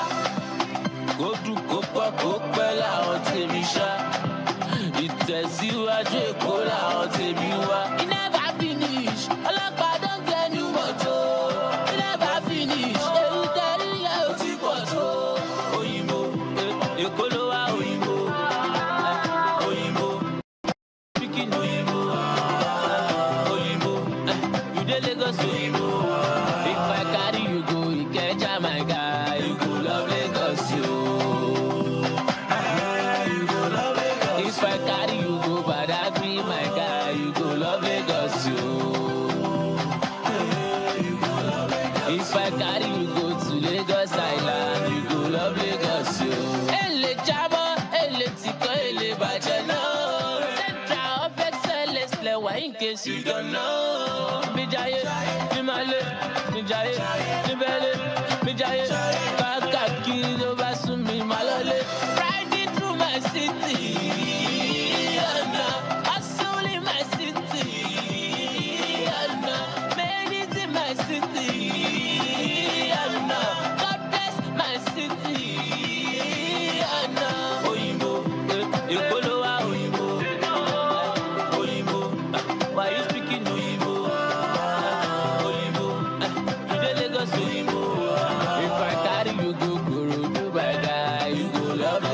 Lagos, yo. You go love Lagos. If I carry you go to Ekpe, my guy, you go love Lagos, yo. If I carry you go VGC, my guy, you go love Lagos. Well, thank See the police. Governor Ambodoko Fuji. Helicopter loki. You cannot deny you don't see. The responsibility on the part of the government and the people is a fact we all know. So keeping the Lagos metropolis clean is a major task, not just for the state government, but for everyone. One that has not been easy to achieve due to indiscriminate dumping of refuse on the roadside, complete disregard for the environment by the people, on and on and on like that. Well, we have here someone to talk about the efforts being made to achieve that kind of environment in Lagos, the Managing Director and CEO of the Lagos State Waste Management Authority, Dr. Muyiwa Badigeshi. Thanks for joining us this morning. Good morning. And how are you? I'm very well. First of all, let us know whether or not it is true that the environmental sanitation that restricts movement in Lagos is coming back. It's not coming back for now. And so what we've been doing is a weekly environmental sensitization. And that's where the Ministry of Environment and Water Resources, led by the Honorable Commissioner, that's Tukumba Wahab, along with the permanent secretaries, directors in the ministry, and also Lagos Waste Management Authority, as well as other agencies within environment, like Lagos Wastewater Management Office, like Lagos Parks and Gardens. So what we do is we go into a community of choice. We've gone to Mushin about 2 weeks ago. Following that, we went to Mobile Road. That's in Ajeromi Feludu, all the way to Alaya Biagba Market. And at each of those locations, we engage with people in the community. We do cleanup, and they also join us. And we do advocacy to them, or with them, about the importance of managing their waste properly, which means that they have to containerize the waste, and they also have to patronize the PSP operator for their community. We continue to do that every single week. We go out, sometimes it's Saturdays, sometimes it's Sundays, and we'll continue doing that until a time that we can, if necessary, we'll then begin a monthly environmental sanitation. So far, what has that process that you talked about, what has it produced? What it has produced is a greater level of awareness from the community. You know, with Lagos, we have 22 million residents, and many of those residents are they come in every day. People are coming in every day. Some of them may not know about the system of waste management in Lagos, so they believe, maybe wherever they're coming from rural areas, that it's okay to have open dump sites. But that's not the system in Lagos. It's against the law for you to take your waste to the roadside or to the median. That's actually, you're breaking the law if you do that. And those that we catch doing that, we arrest them and take them straight to court. The system is that you must have a container in your house, and you keep your waste in the house. You sign up with a PSP operator. Every ward in Lagos has a PSP operator. There are 377 wards. We have 420 PSP operators, because some wards are so big, we need to have more than one. And the PSP operators are there, and you can sign up with them, and then you pay your waste bill monthly. That's the system. But we find that we have to continuously sensitize and teach people the right thing to do. And yes, some people they don't want to obey the law. You see them all the time. People who dump their waste, they just throw it out of the window. A lot of markets, for example, are also indisciplined. They have PSP, they don't want to pay. They start owing the PSP. Then they now bring their waste onto the road. So that's what we're trying to do, advocacy. So the level of awareness is important. But it also, what it does by us going out as the Ministry of Environment family, is that when we visit a community, we can also see issues that need to be addressed, which we can't see by staying in the office. So we can ask the community, what are the problems? Sometimes maybe the PSP operator is not working well, so we can address that. If there are issues with drainage that we need to, mobilize and do some kind of emergency intervention, we can decide that on the spot. You've talked about the PSP operators for a bit now. There are some people who complain about the services of these PSP operators, for instance, that they don't show up regularly to pick up refuse. And I know that maybe there are other complaints like that. What are you doing? What are you putting in place to address those issues? First of all, what are those issues aside from this one I just mentioned? So there are a lot of challenges with the PSP system. As you know, it's been in operation for close to 20 years. And there are issues with the ability of the PSP operators to recapitalize their business. That means to buy new equipment, especially in the last year or two, with the escalating cost of diesel. At some point it went up to 1,600, 1,500 naira per liter. As well, the FX crash led to an increase in the cost of spare parts, things like tires, batteries, and other spare parts that they need.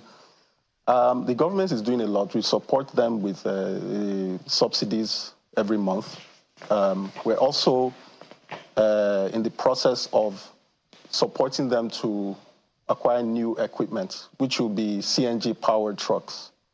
These are much cheaper, and as you know, there's a presidential CNG initiative. So it's a national energy transition plan, which Lagos State is ahead of the curve.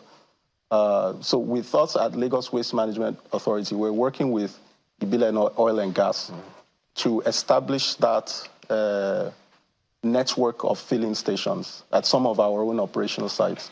Then we are encouraging the PSP operators to convert to CNG trucks. The CNG right now is about 260 naira per liter. So automatically they reduce their cost by 75% of fueling. That will make it easier for them to fulfill their responsibilities.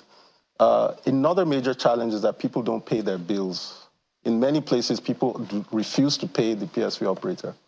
And those are actually the places where we have to support them with subsidies so that they can operate. So we appeal to the residents to pay their bills on time. It's also a law in Lagos. As long as you are occupying a tenement in Lagos, whether you're a business or you're a household, you must pay a PSP operator.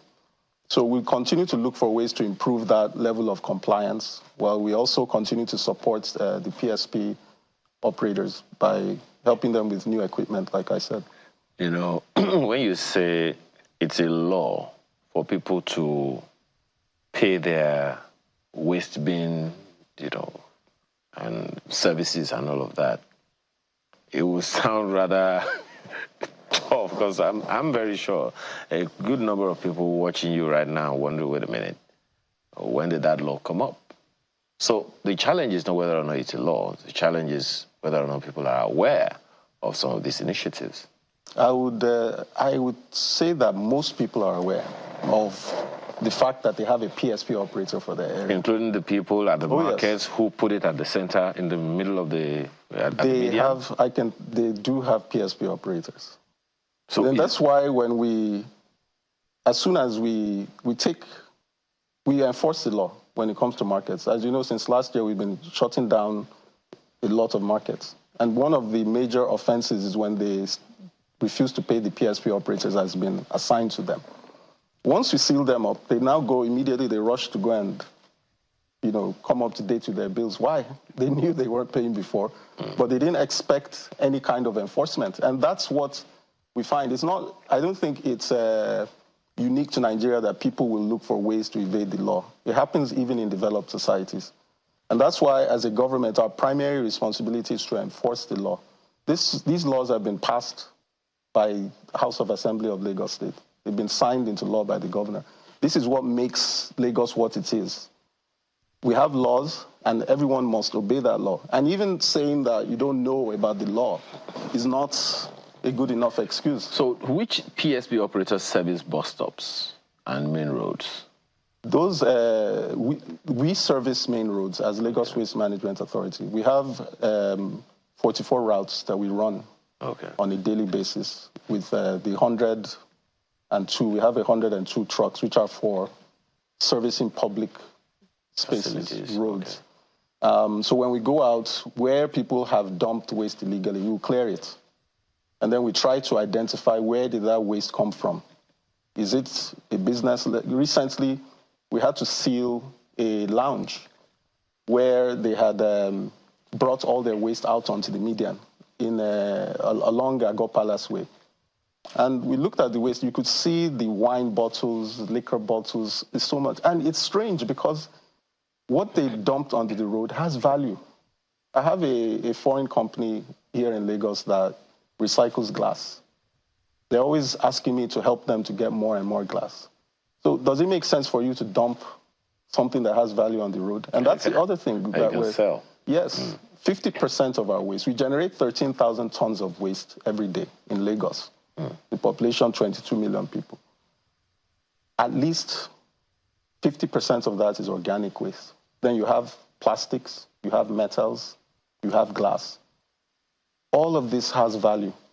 What we're trying to encourage people with our recycling initiative is that instead of throwing this away, you can keep that waste, sort it, keep it separate, whether it's in your home or your house. And we have recyclers who will come and take that from you and then give you incentive.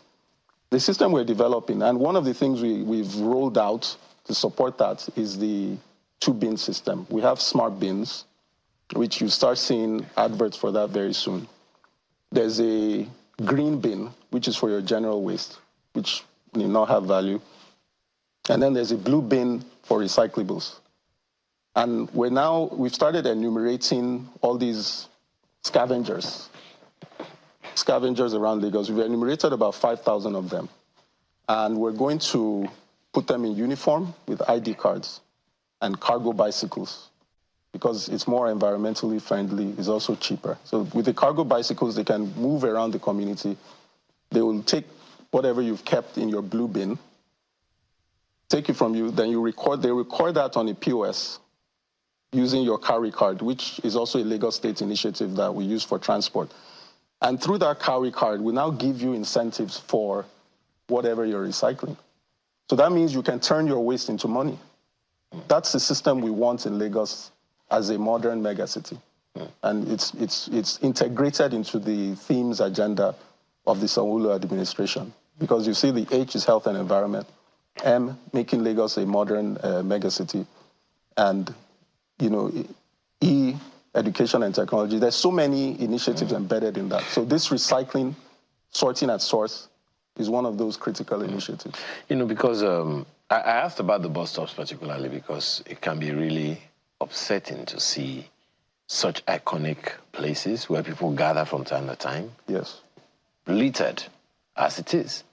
So again, it begs the question whether or not there is any ownership by the people. Because if we owned the process, I don't think we'll be having that same problem. You're very correct. So how do we get people to own the process? So that's a very important observation. This keeping a city clean has to be a collective exercise. The state government cannot do it alone. And that's why we're saying that our waste has value and we have to engage every sector of community. So with respect to the bus stops, we are talking to the NURTW about this recycling as well. In Lekki Phase 1, we're going to launch an initiative called Waste Free Lekki. It's a partnership between the Food and Beverage Recyclers Alliance and UNIDO, United Nations Industrial Development Organization. Within Lekki, we've identified 25 bus stops. Just that estate. It's a government scheme. We identified 25 bus stops, and we're going to put one of our street sweepers, the older ones who we don't want sweeping the road again, with a recycling bin. They'll have an umbrella so they're not under the sun, and a seat. So anybody passing with anything, instead of them throwing it away, just give it to them. And they'll give you a ticket or, use your card and you can record. By the end of the month, you see an alert. So that means that bus stop becomes a point of collection of valuable material. Similarly, we go to the NURTW and we say, look, if you have organic waste here, whether it's your food waste, we have people chasing waste in Lagos. You see all these plastic bottles that people are gathering. It's a lot of money. You won't believe how much money it's worth. It's about, according to Food and Beverage Recyclers Alliance, $2.5 billion worth of recycling activity in Lagos. And that's what we want to harness. The way we're going to engage people is by giving them some kind of value for what they're recycling. Okay. By the way, Victor is sending a message in from X. Please tell the GM, I'm hereby telling you, these guys who sell noodles and eggs at street corners are guilty of this. At Eric Moore Junction and Sensors by the canal, let them be fined. End of quote. And we will do that. We will do that. There's a major problem with illegal street traders in Lagos, whether they are hawkers or, and that's why part of the reason why the state government banned styrofoam packs. Because they're so cheap, people were just throwing them everywhere. You see them in the drainage. But now you see very little of it. So there's just waking up and going to the roadside and beginning to trade is wrong. You must go to a market or you must go and get a shop. But we have it happening all over Lagos. Like I said, a lot of people come into Lagos and they don't have anywhere to stay, and they're sleeping in open spaces, trading wherever they can trade because they want to survive. And so we continue to monitor and enforce and identify those people. Well, we'll go to that location and take action. Well, we have another one from MPO Reports who says, how does Loma achieve its aim of a clean city with an increasing population of wheelbarrow pushers who pretend to collect wastes? That's a major problem, cart pushers. Cart pushers. But they were the PSP operators when it started. But they're not licensed to operate. They're not PSP operators. Okay. They're not PSP operators. They're people who are taking advantage of gaps or loopholes in the system. Okay. So there are some places that are inaccessible to PSP operators, or people don't want to pay whatever the PSP operator is charging. So they then call the cart pusher. But what the state government is doing with that is that we have a partnership, which is a partnership for waste treatment with a Ghanaian company. And we observed that in Ghana, they use tricycle compactors. These are motorized equipment. They can access areas that you can't take trucks to. And they use a pay-as-you-go model for waste collection. So for those kinds of areas, rural areas, places that are inaccessible, we're introducing in the first phase about 500 of these tricycle compactors, which will also be operated by PSP operators. So that will give people in those areas an option. The same PSP operator, but they'll now be collecting pay-as-you-go, whether it's 100 or 200 naira each time. But the cart pushers operation can't be, unless they also are able to acquire the approved equipment and dump at the approved location. My head is just going for all fuzzy now. One of the things that I'm interested in is how people will be able to take advantage of this thing that you're talking about. But before that, Harrison is talking about how do you pay for services not rendered? Most PSP operators here in Orile Igomu come around in 2 weeks, once in 2 weeks. Is that proper? No, that's not proper. And we encourage people to register complaints immediately. We have a toll-free line. How? 070-8060-1020.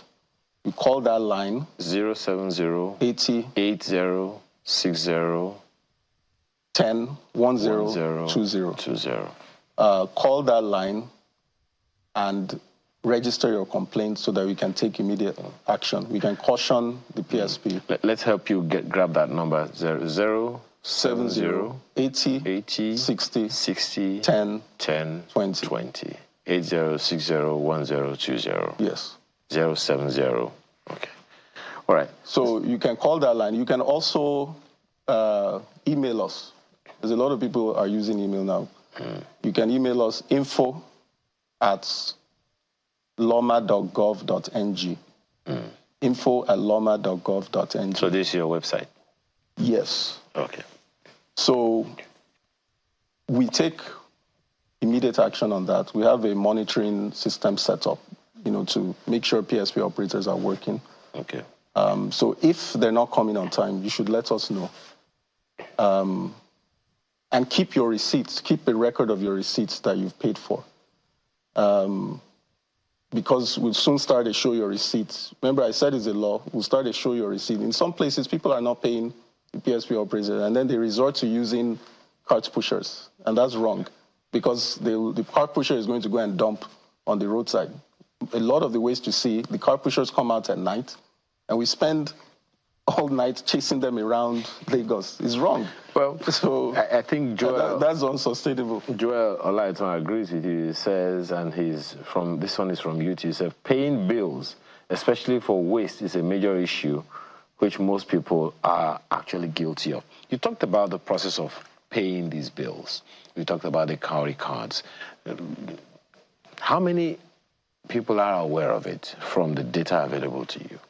You said a population of 22 million. How do people are aware of it, and how do they get it to be able to access Well, this the cowrie card is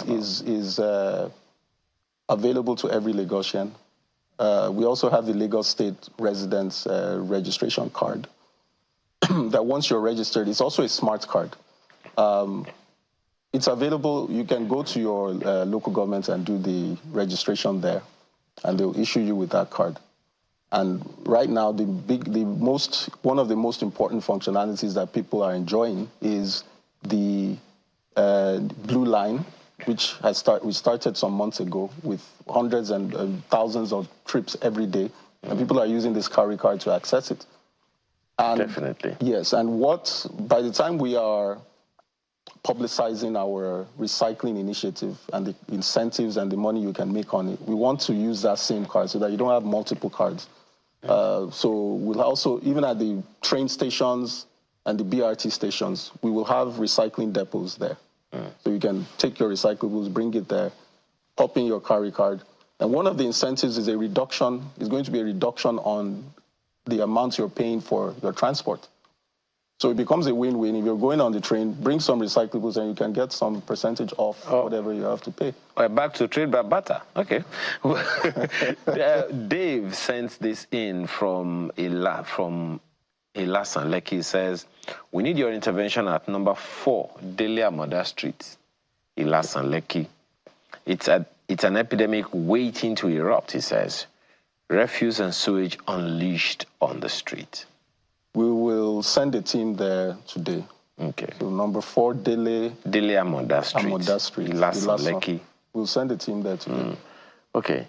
Well, I wanted to, ask on that. What's the process of, so there are people who are in various estates across the city and who are listening and saying, well, this sounds good. In fact, they probably have a whole warehouse of recyclables waiting, for this kind of innovation. What do they do? What's their first step? They can't just put them all out. So, I said, we have recyclers who are registered by the state government. Is it on your website? It's on the website. Okay. You go to the website, loma.gov.ng. We have recyclers registered. If you're interested, call our toll-free line or go to that website. But in addition, we have advocacy units that go from local government to local government and ward to ward. We're also working with the local government chairman and supervisors for environment. We're working with the CDAs, CDCs, and estate associations. So some estates have reached out to us about their interest in recycling. Okay. For each of those areas, we're going to assign one of these recyclers that, okay, you take over this location. And then they will introduce themselves to each household and register them, and then they can begin to collect recyclables on a regular basis from them. So now this is something that you start getting. Okay, so these are the registered recyclers on the screen now? Yes, these are registered recyclers. Okay. As of, now what we want to do is to organize it a little bit better so that the estates, if you live in an estate, we'll send someone to you who is a recycler to say, okay, work with this person. Okay. And some already have it, but we're rolling out as quickly as possible. So you can, if you live in an estate, get in touch with your estate association and come together as a group. If you don't live in an estate, we'll still get information through your local government and I think you need to CDA. I think you need to come back another time. I would love to.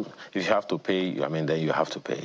This one is Patrick. He says, there are many streets and roads that the PSP vehicles cannot access. You talked about it the other time. How are you intervening on that?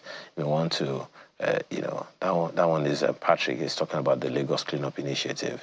And then we also have, that one is from actually,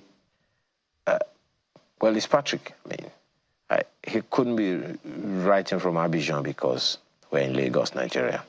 Okay, so how do you... So I talked about that inaccessible areas, we are introducing tricycle compactors. Okay. So they're mini compactors, tricycle, but enclosed space. Okay. And those will be supported with mobile transfer loading stations. Okay. So that they'll be able to, they'll dump, the mobile transfer loading station is a trailer that can compact waste and then take that waste to the dump site from any location. Wow, it's a lot to deal with. I hope you're able to sleep in the night. But thank you so much for all that you do.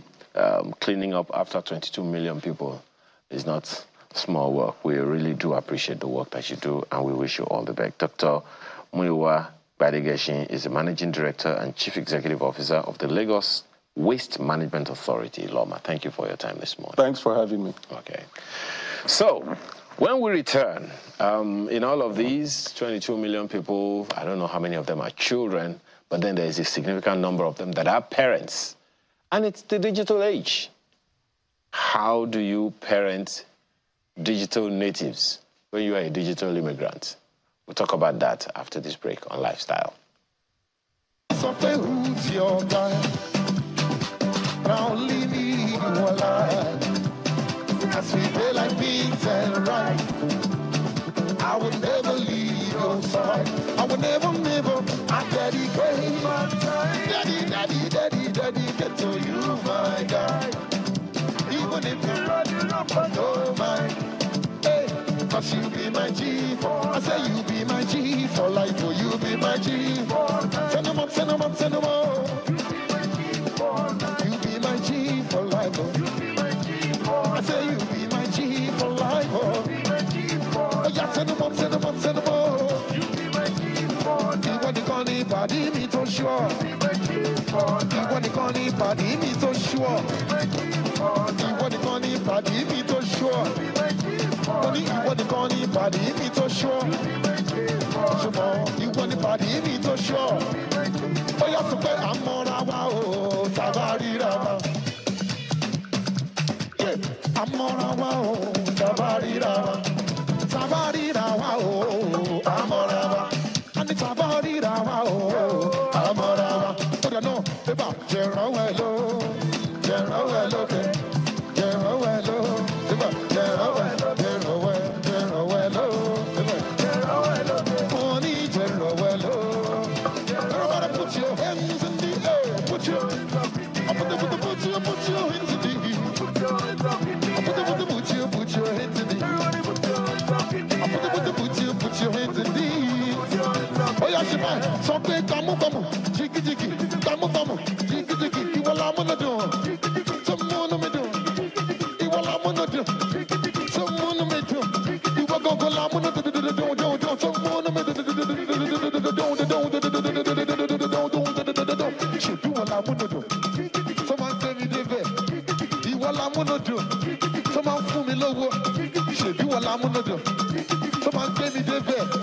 Someone. Only President General among the President. She look, I'm also careful. Somebody go.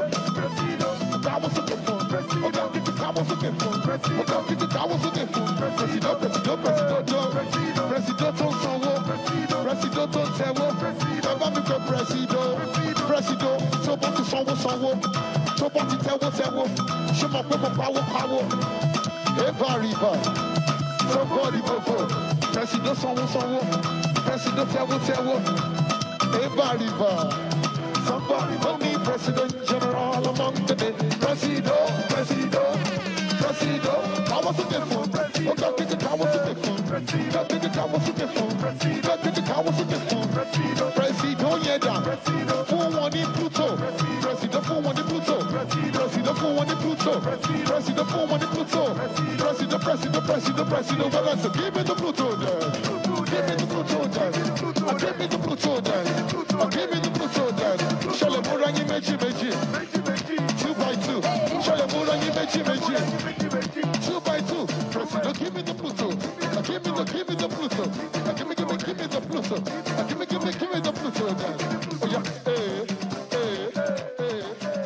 Okay, so let's have this conversation this morning. How do you parent digital natives? You know, I think about that sometimes, and I'm wondering, how do you control something you don't understand? How do you manage people who speak a language you have to learn? Parenting digital natives. That's what we want to talk about this morning with our guest, who is right here with us to have this conversation. Tolani Falabi is a parent and teens clarity coach. Thank you for joining us this morning. Thank you for having me. Good morning. You were talking yesterday with us about, when we were having this discussion about what the impediments or issues are among parents now, particularly in terms of parenting. You said you had a particular session that gave you a revelation. You want to tell us about it? Yes. One of the things that we have observed lately with working with children is the fact that parents are no longer actively involved in their children's life. It seems that parents are more busy with trying to make money, build their career, be comfortable, that they're beginning to delegate parenting to gadgets. Wow. So, and this is beginning to have effect on these children. They know way too much than they should because there is no form of caution whatsoever. So I'm wondering why give a 6-year-old child, an 8-year-old child, an internet-enabled phone with no restriction on what the child can do on the phone. And you have not had any conversation with the child as to what the internet is about and how they can actually be safe online. That worries me. So it's beginning to look that we are delegating our parenting to gadgets to say, oh, I'm too busy, or I don't have time. Just take this phone or just take this tab and get yourself busy. No real connection with the children. We're just looking for activities to get them engaged. And I think that if parents continue this way, we would lose this next generation. Because a time will come where we wouldn't even have control over these children anymore. Because they are being parented online without your knowledge. If you think that your child does not know, whatever it is you're thinking your child does not have access to, don't worry, they already know way more than what you think they know. And I've also observed that parents are in denial. So when you give them some of this information, they tell you, oh, not my child. And I smile. Because oftentimes that parent who thinks, not my child, it's likely your child, who knows so much, but you're not even aware of what that child knows. How serious or precarious is this situation? It is serious. 100% serious. So look at a 1-year-old child. That child is on the tab all day, almost all day. No restriction to screen time. You know, growing up, we had all kinds of things to play with. We had 10-10, we had sand, we were just building. In fact, we were cooking. I remember that growing up, we would always attempt to cook. We were allowed to play outside. But right now, these children are locked up in for safety reasons, obviously. But then, how then do we engage them? What are the activities that we're engaging these children with, aside the gadgets that we give to them? And are you even monitoring what these children are doing online? So you hear different cases of, this child is coming up with this behavior. And when you probe down, you realize that it's some game or some activities that this child had seen online is what this child is replicating. So it's quite serious. Perhaps an understanding might help. How technology has become an integral part of the life, the family life, and parenting in this age. What would you say is your overview of that?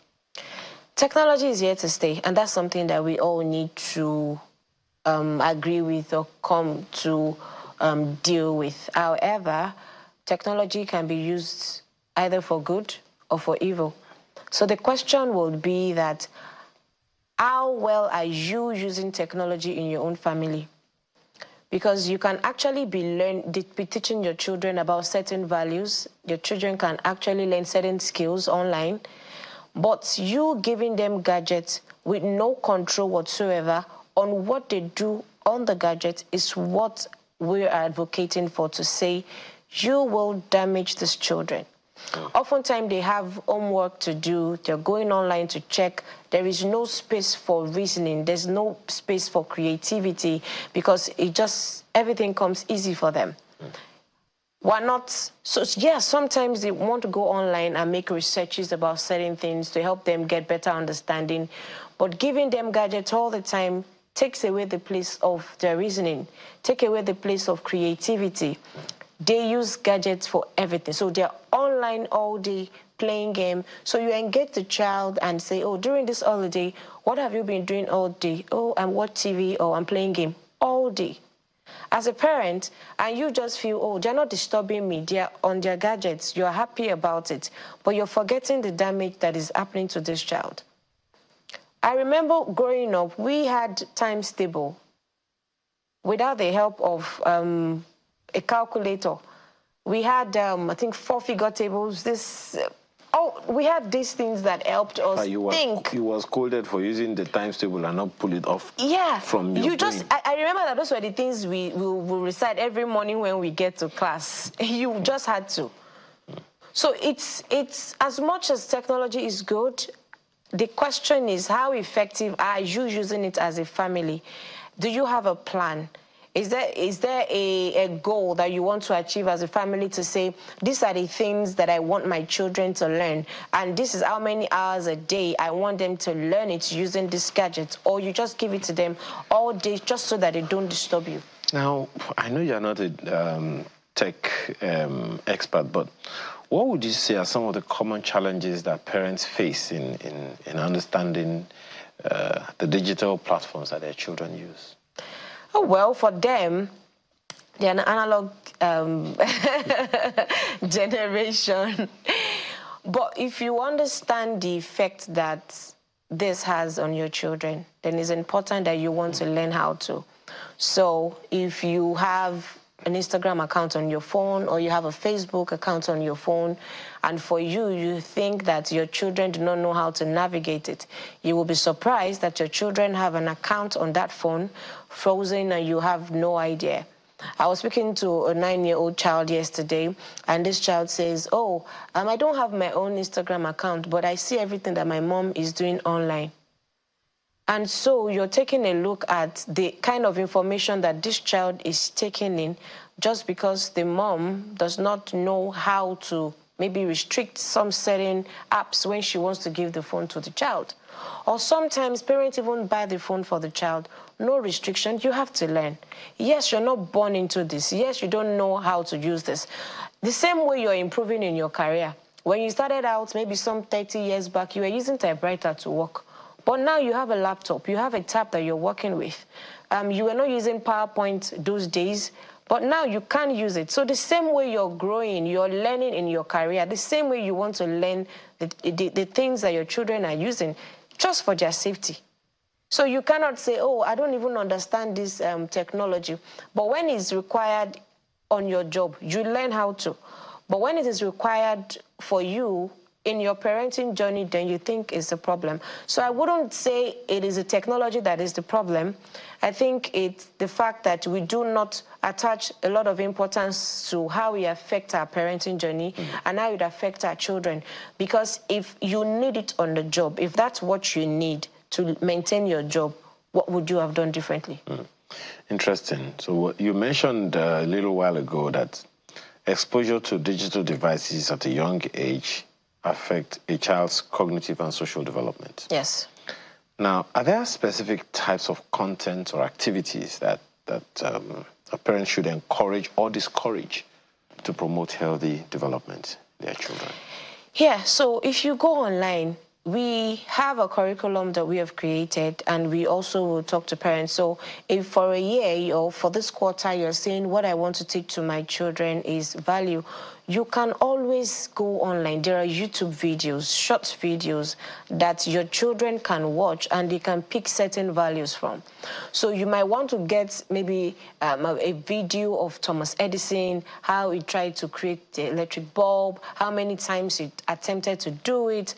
Maybe get a video like that. Go online. There are short videos that your children can learn from. Give it to your child and let them learn from it. And then after watching the video, they can come back and say, so what did you learn? Oh, imagine that this man did not create the electric bulb. What do you think would happen to all of us? Oh, there will not be light, we could stumble, we only depend on the sun and the moon. So did you see how many times he attempted to create this? Oh, yeah, he attempted to do it several times. So what does that teach you? Oh, it teaches me perseverance. So how can you learn or put to practice everything that you have learned from the life of this person? So imagine you have 52 people who have changed the world, and you make your child watch just one video a week to begin to pick the lessons from the life of that person. How well do you think that would help your child grow? But we're not being intentional. So what are your family values that you can say, oh, I want to teach my child integrity? You could go online, look for a video that teaches about integrity. Less than 10 minutes or 5 minutes, you will see short videos online. Play it to your children. It's more like a case study for them. Have conversations after they've watched the video to say, so what did you learn from this? How do you intend to practice what you have learned? But because we feel like we're too busy, and this is something that you can sit a day and plan the content that your child will consume for the next 1 month. Perhaps, maybe let's dig deeper into this conversation. I'm more about the impact on the children than even the parents now. And to also help parents understand that you are literally sowing now. Exactly. And you will reap it. Exactly. In due time. Exactly. Can use, what the Bible says. Now, from what age should a child be exposed to technology? And what are the necessary things? I have had to withdraw texts from my kids over the years. Once I see a particular behavior, I suspend it. After some time, I give it back to you. If you repent, then you have believed. If you don't repent, it's permanent suspension. So from what age should the parents, should children be exposed to internet-enabled devices, particularly because those children themselves, it's their age. It's literally their place. It is. So I get this question a lot, and parents are asking, so at what age? It depends on the maturity of the child.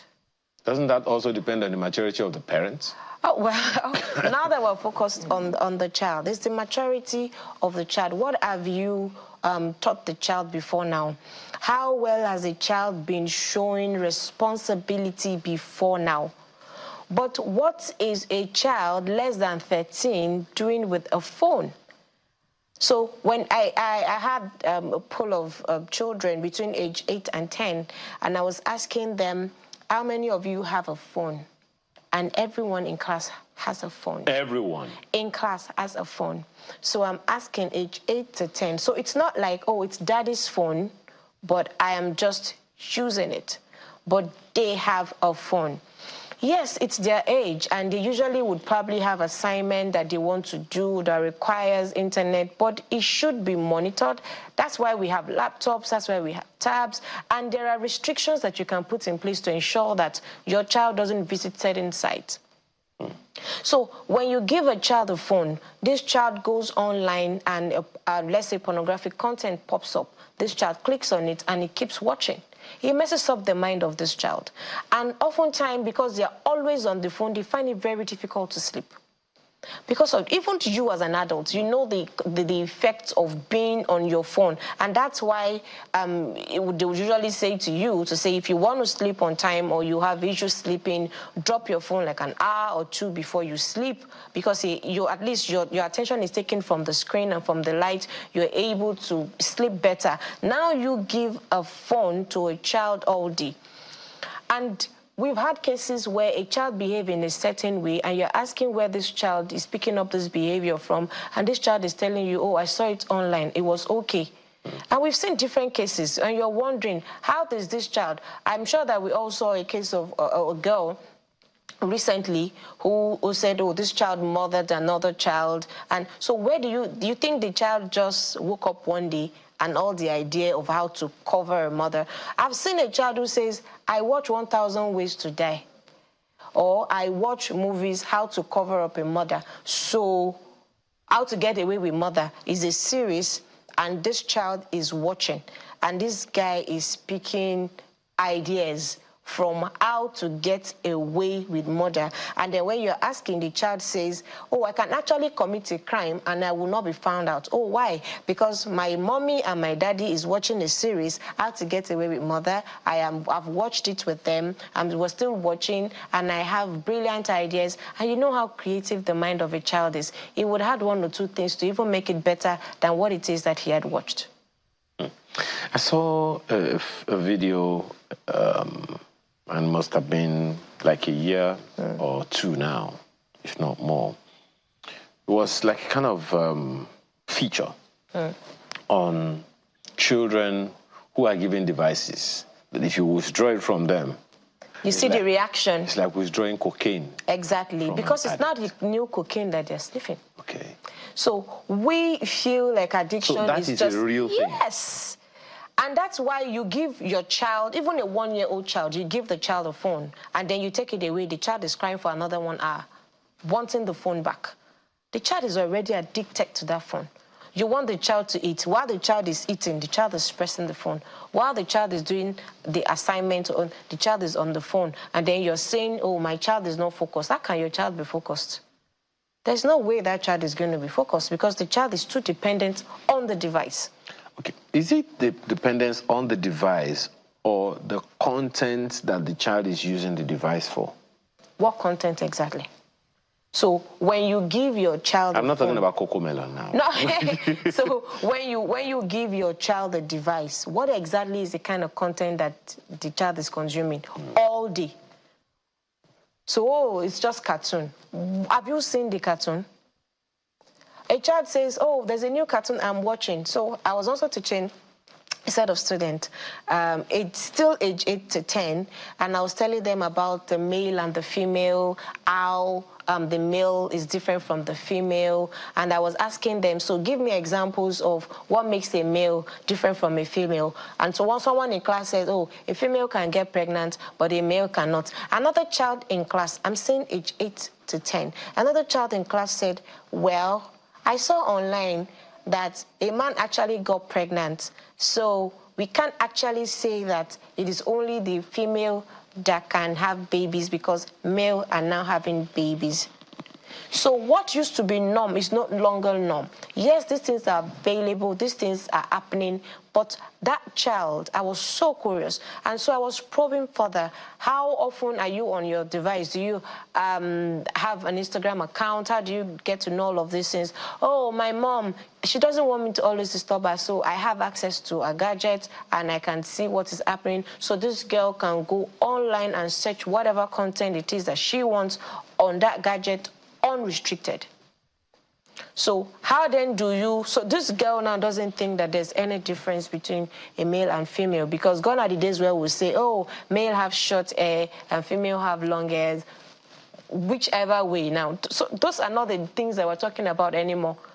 And then they will tell you, yes, female have vagina, men have penis, and then she's saying, but of course there are people who are female, but they are now, you know, doing surgery. So this child already has an idea of some of this information. You, the parent, are not aware of it. So it's not like you have had a conversation with that child. Based on the information this child has, what do you think is going on in the mind of this child when he or she wakes up tomorrow and wants to change gender? Then we begin to run everywhere. As Salera would say, you have just come here to soil our appetite. Thank you very much. But what would be the solution now? How do we make progress from this? I think parents need to be more intentional about connecting with their children. It's about connection. So rather than, and I see that right now, the children are on holiday. The parents are looking for different activities to just send these children off to. So they're going to one summer class after another. They're in one from morning to 2. They're in another 3 to 4. These children can be in like 2, 3 summer classes this holiday. No time to connect. No time to sit with the child, even understand what is happening with this child. So when you engage these children, they're saying, I'm bored, there's nothing to do. Mommy's never home. Say, yes, I know that you have to work. But I also have some other children who says, oh, I'm in my mommy's office. And every now and then, mommy comes to check. But your office might not allow for you to take them around. But when you get back, they're on holiday. Is there any form of connection whatsoever to understand what is happening with these children? They just want to connect with you as parents. They want to be heard. They want to be seen. And that is why they would engage in all of these activities. And that is why we've had a case where a child whose parent was never home had a gadget, joined some group online, had an adult, chatting her up online and saying, oh, this is my nude picture, can you send yours? Ignorantly say, oh, if this person can send me it's okay. And then she's also sending. And the person comes back and say, so if you do not want me to post this picture anywhere, I need you to tell your parent or look for how to get money so that I don't send this anywhere. And these are the things that we're dealing with. Connect with your children. Get to know what is happening with them. Don't just leave them to technology. With these few words of yours, you have been able to confuse us and not to confuse us. Well, definitely food for thought. And I wouldn't even say this food. This is a buffet for thoughts. Thank you so much for your time this morning. Thank you for having me. I want to believe, I hope and pray that as many people as can actually do get the message. Thank you so much for your time and for this education. Still, the opportunity is not lost on you. Well, this is what? We're still in August. Children don't resume until late this month, early next month, so still have enough time to connect with them and know what their needs and where the shoe pinches. Motolani Falabi, parents and teen clarity coach, thank you so much again. Thank you so much for having me. One of the things you can use to ameliorate all the problems of the world is music. How? We'll listen when we return.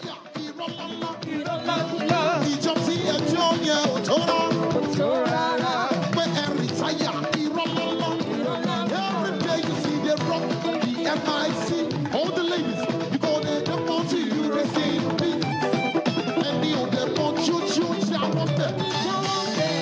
But people need to eat the one day.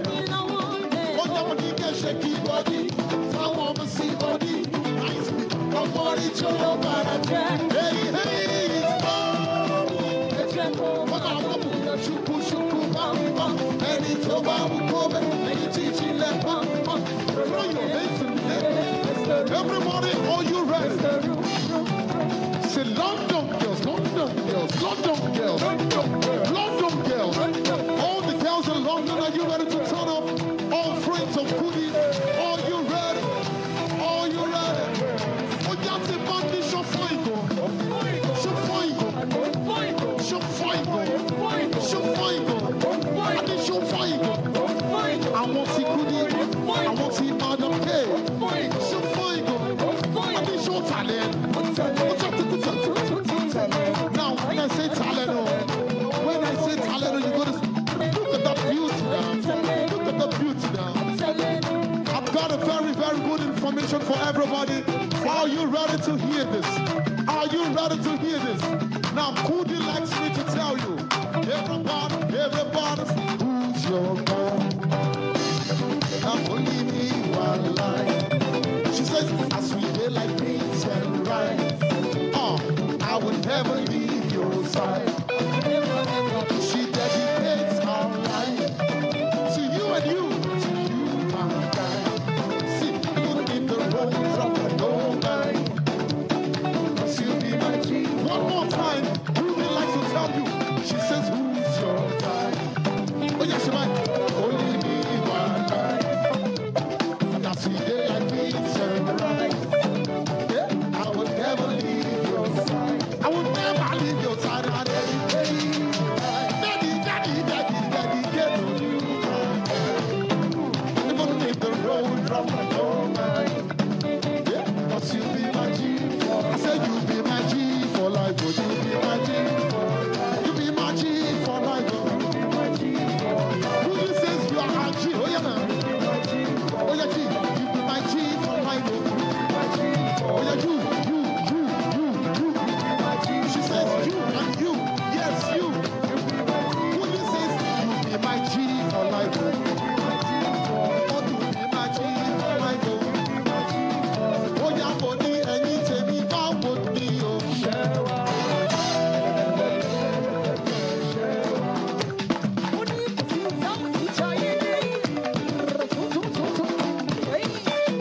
Oh, yeah, Sebastian ready.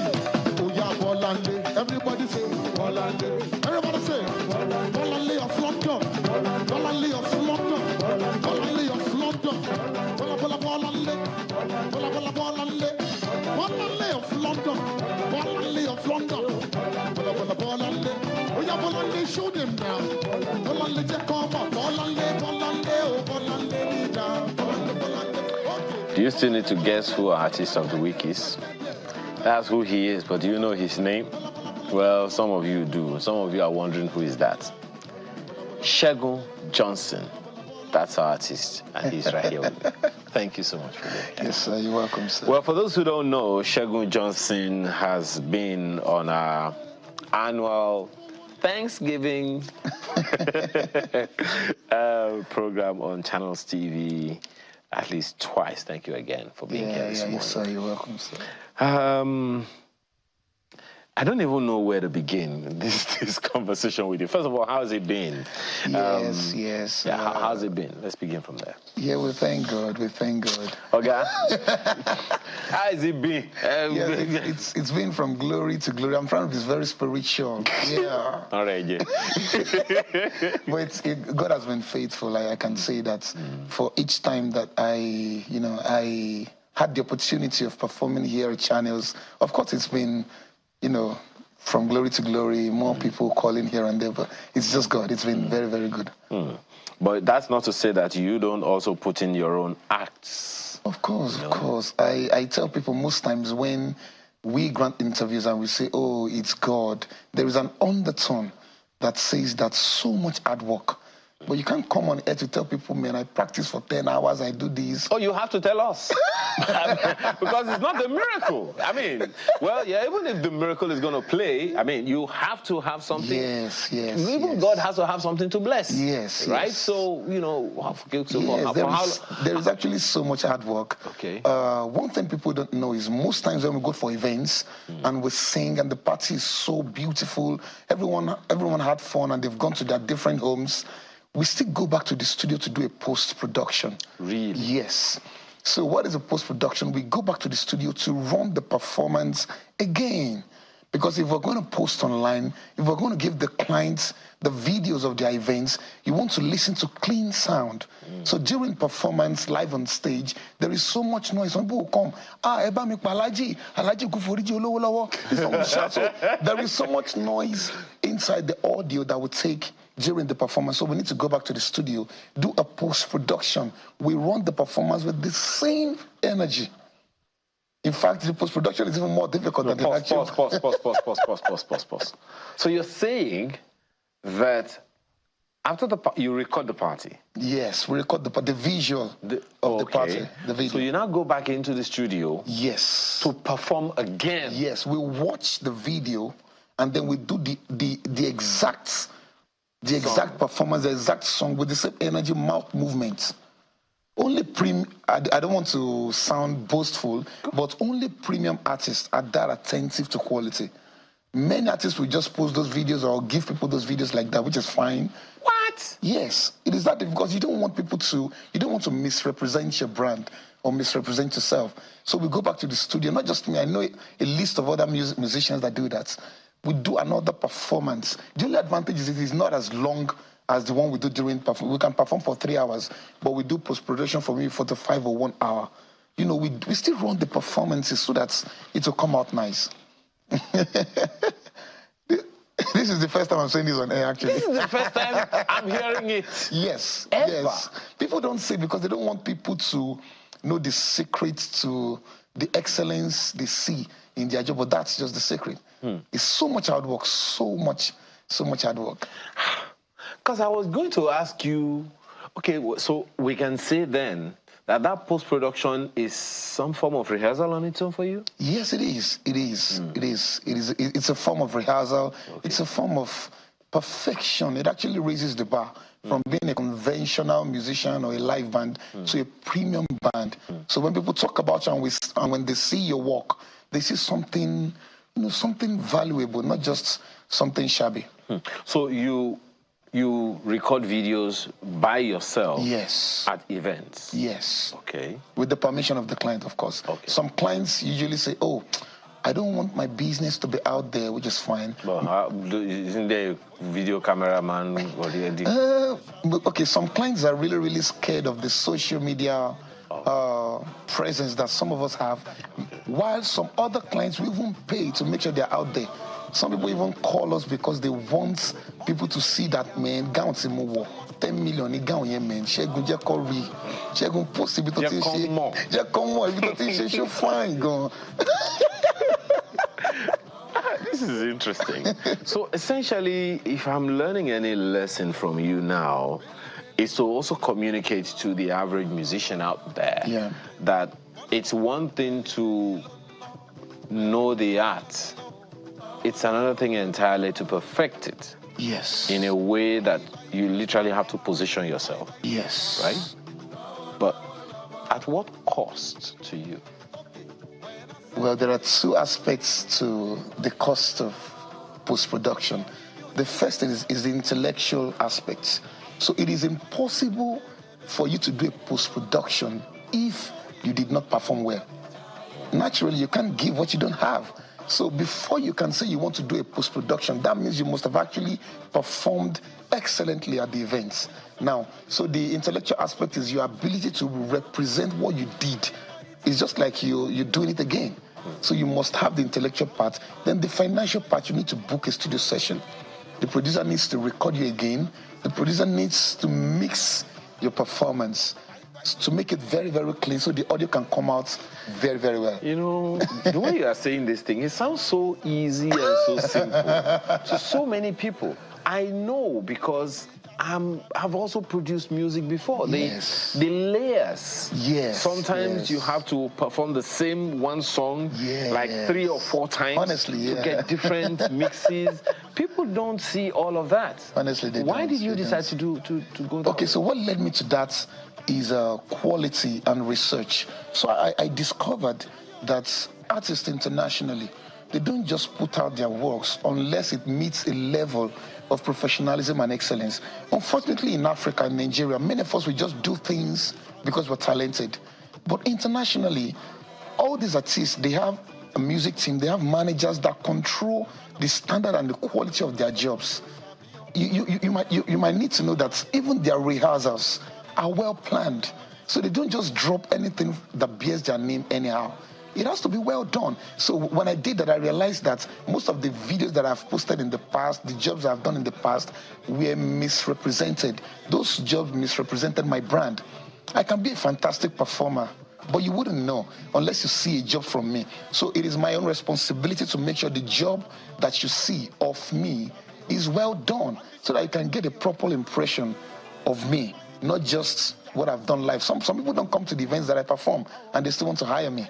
So they need to see a part of me that portrays me well. So that is what goes to post-production. But you also have multi-channel mix when you're playing live. Yes, so when we're playing live, we have multi-channel mix, but it comes out as a stereo recording. Okay. So we need to go back to the studio and do mix down. So we need to go back to the studio and do a multi-track. So what we do what I do, I think one or two musicians, they do that too. While performing live, we take a multi-track recording. Mm-hmm. So once we're done, everything we've done, we take it back to the studio, we mix it, we master it. So it comes out nice. Clean up some exactly what you call so we can just remove. Okay, let me even give you this example. I remember I had an event and I was singing. So the man doing the birthday is a polygamist. I have nothing against polygamy anyway. This is Africa. So he has, I think, 3 or 4 wives. I was hired by one of the wives. So after the event, the woman called me. He said, Shegun, bó ṣe ń pè ìyálé mi yẹn ti pọ̀ jù. Jọ nínú recording mi ò fẹ́ gbọ́. Orúkọ mi nìkan ni mo fẹ́ gbọ́. Now, I didn't have a choice. I had to go back to the studio. Who pays the piper? I have to go back to the studio and you want to collect your balance and remove the names of the other wives of the celebrants.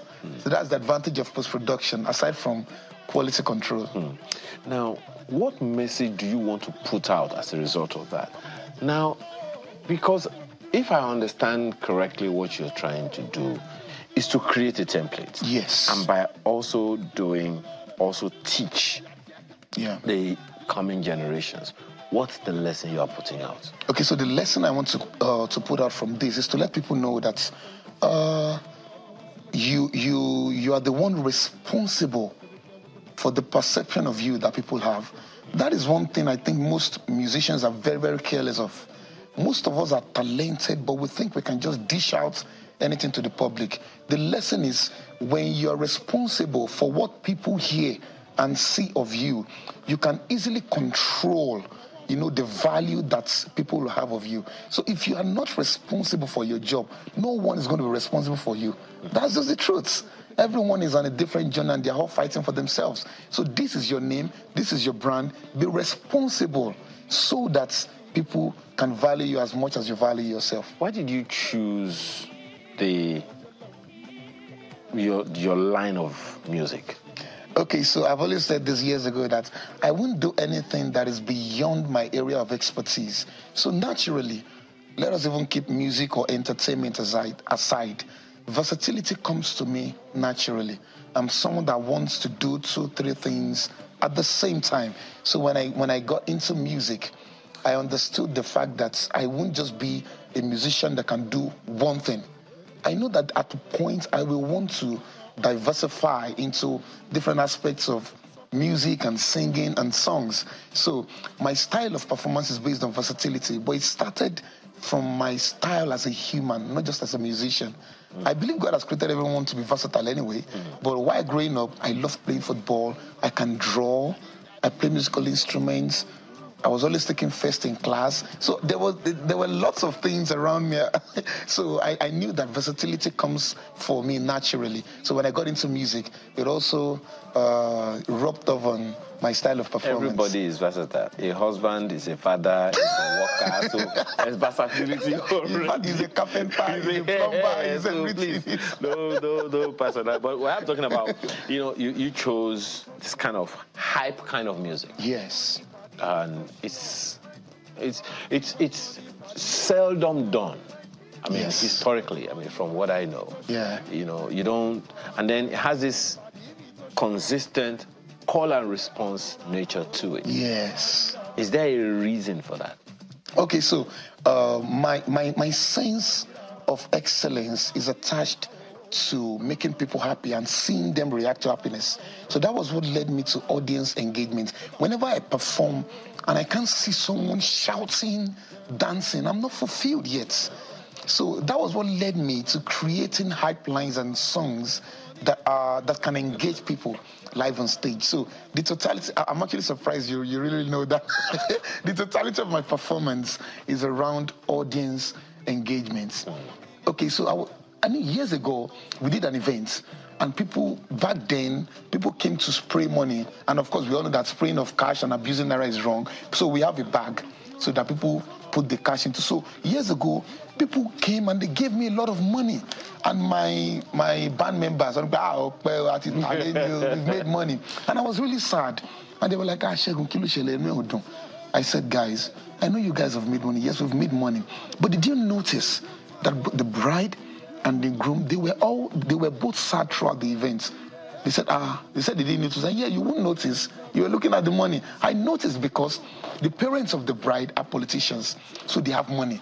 So they came on stage and they overshadowed the party. The bride was bored from the beginning till the end. I made money, but I wasn't fulfilled. So from that day, I remember that event was somewhere on the island. I told my guys, we'll make money at every event, but it will be after the client has been properly entertained. So that was what really pushed me into audience engagement so many years ago. So I decided to start doing things to engage people and make sure the client is satisfied. Because some parties, the client might not be so rich. The richest man in Nigeria can come to the party. Does it not mean that we now shift attention to the richest man and just leave the client? So that was what led me to audience engagement. So that's why you now decided to show fine, God. Oh, fine, God. Show talent. Oh, ta-ta-ta. You even now call ta, now make it a rap. Come on, who does that? So, what are we to expect from Shegun Johnson in another 5 years? What's new?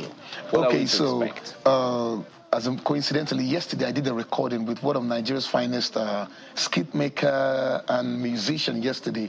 If you want me to let the cat out of the, I can do that. But what we're trying to do is we discovered... Let the cat out of the bag. The cat is already in prison. It was myself and Brother Shaggy. You know, Brother Shaggy does Jesus. I can't wait. Okay, so we discovered that online... Two people that are still looking for help in their... So we discovered that on all social media platforms, there is a wave or a rave right now. Young people are suddenly loving Fuji. It's strange. In Nigeria, in the UK, the US, I'm talking about Gen Zs. Boys and girls of 18, 19, 20 to 25 years, they are now beginning to love Fuji. So immediately I discovered that, and I put a call to Shaggy, Alpha Acceleration. Shaggy said the same thing. So what we did a song, Ijo Fuji. And those that came were all young people. In fact, if you are 35 and above, I beg, just sit down in your house, we don't want you. So basically, we saw the love that Gen Zs and the young people have for Fuji music right now. So we've done a song, Ijo Fuji, and it's around young people, Gen Zs, teenagers. If you see the way they were dancing Fuji, Ijo Fuji, Ijo Fuji. So for the next 2-3 years, we're looking forward to young people representing our Yoruba musical culture way better than our parents. We used to think that Ijo Fuji.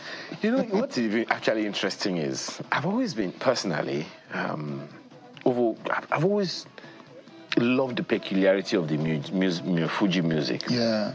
Because if I remember correctly, sometime in the late 80s, early 90s, I was telling some co-church members, Fuji music, gospel music, no, it's, anyway, thank God, all of that is changed now. But there is a peculiarity to Fuji music. Yeah. It has some musical techniques that are not common in general music.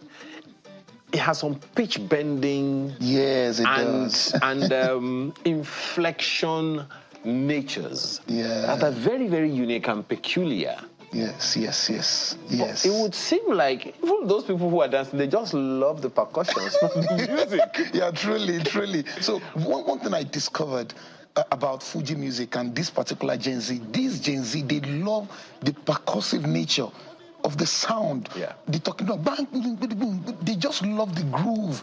So, and they don't know what the drum is. Honestly, most people don't even know that the reason why it is called talking drum is because it talks. Most people don't know. So, but we have an advantage. My generation and Shaggy's generation, we are in the middle. We're a little bit of Gen Z and we're a little bit of millennials. So like me. What's your problem? No, Daddy, you are Gen Z. Who are your daddy? No, you are Gen Z, but you are the older version of Gen Z. Well, you get it. At least what is important is that there is a Gen Z. Okay, so, and my producer is trying to say something I don't want to hear.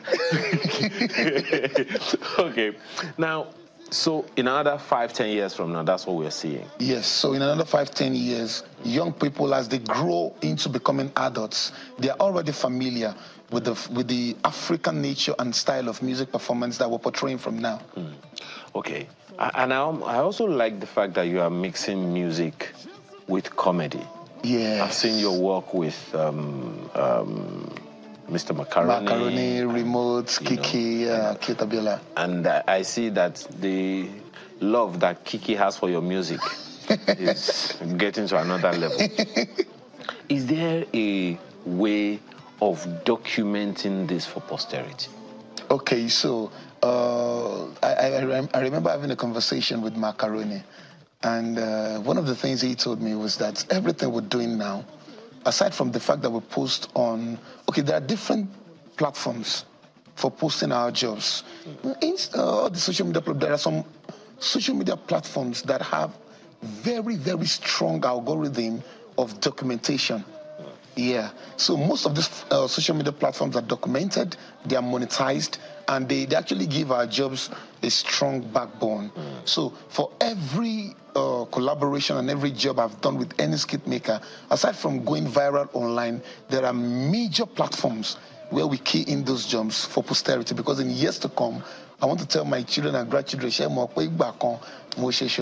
time they have inherited your music. And luckily, of course, we've got lots of paid platforms, and all those jobs are on paid platforms. So we are earning both physically and online, by God's grace. Okay. I will send you my account number. But we are going to, sign out now, but it will be nice if we listen to a little bit of your music before we go. I have to thank you very much. Yes, you're welcome, sir. I've been chasing you for years. Yes, I use the word years to come on this show because of the wonderful work that you're doing, particularly protecting and preserving your culture. Yeah. We had KC here last week, and he was also talking about preserving culture. Yeah. Thank you for all that you're doing. Yes, sir. You're welcome, sir. Appreciate your time. Well, just before we take his music, let me just say thank you for the privilege of being a part of your Saturday morning. Have a wonderful rest of your weekend. I'm Ayo Makinde. Bye for now.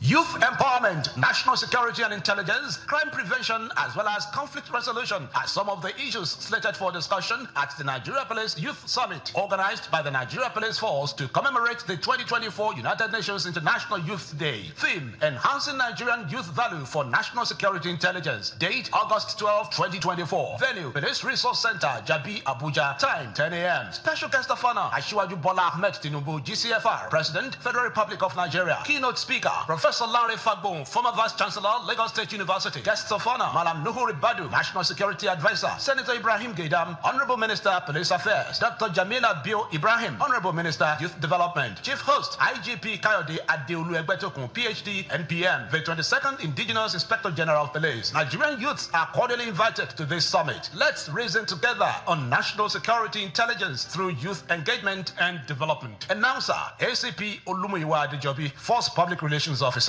Be a part of the Swiss Trade 28th Anniversary Sales Promo. Shop exquisite Swiss Trade doors of all types and sizes, onyx stones and home interior furniture at the lowest prices ever. Don't miss out on top quality products at prices you only have to see to believe. Come, see what's available and make huge savings in the Swiss Trade 28th Anniversary Sales Promo. Limited time offer only. Swiss Trade, a blend of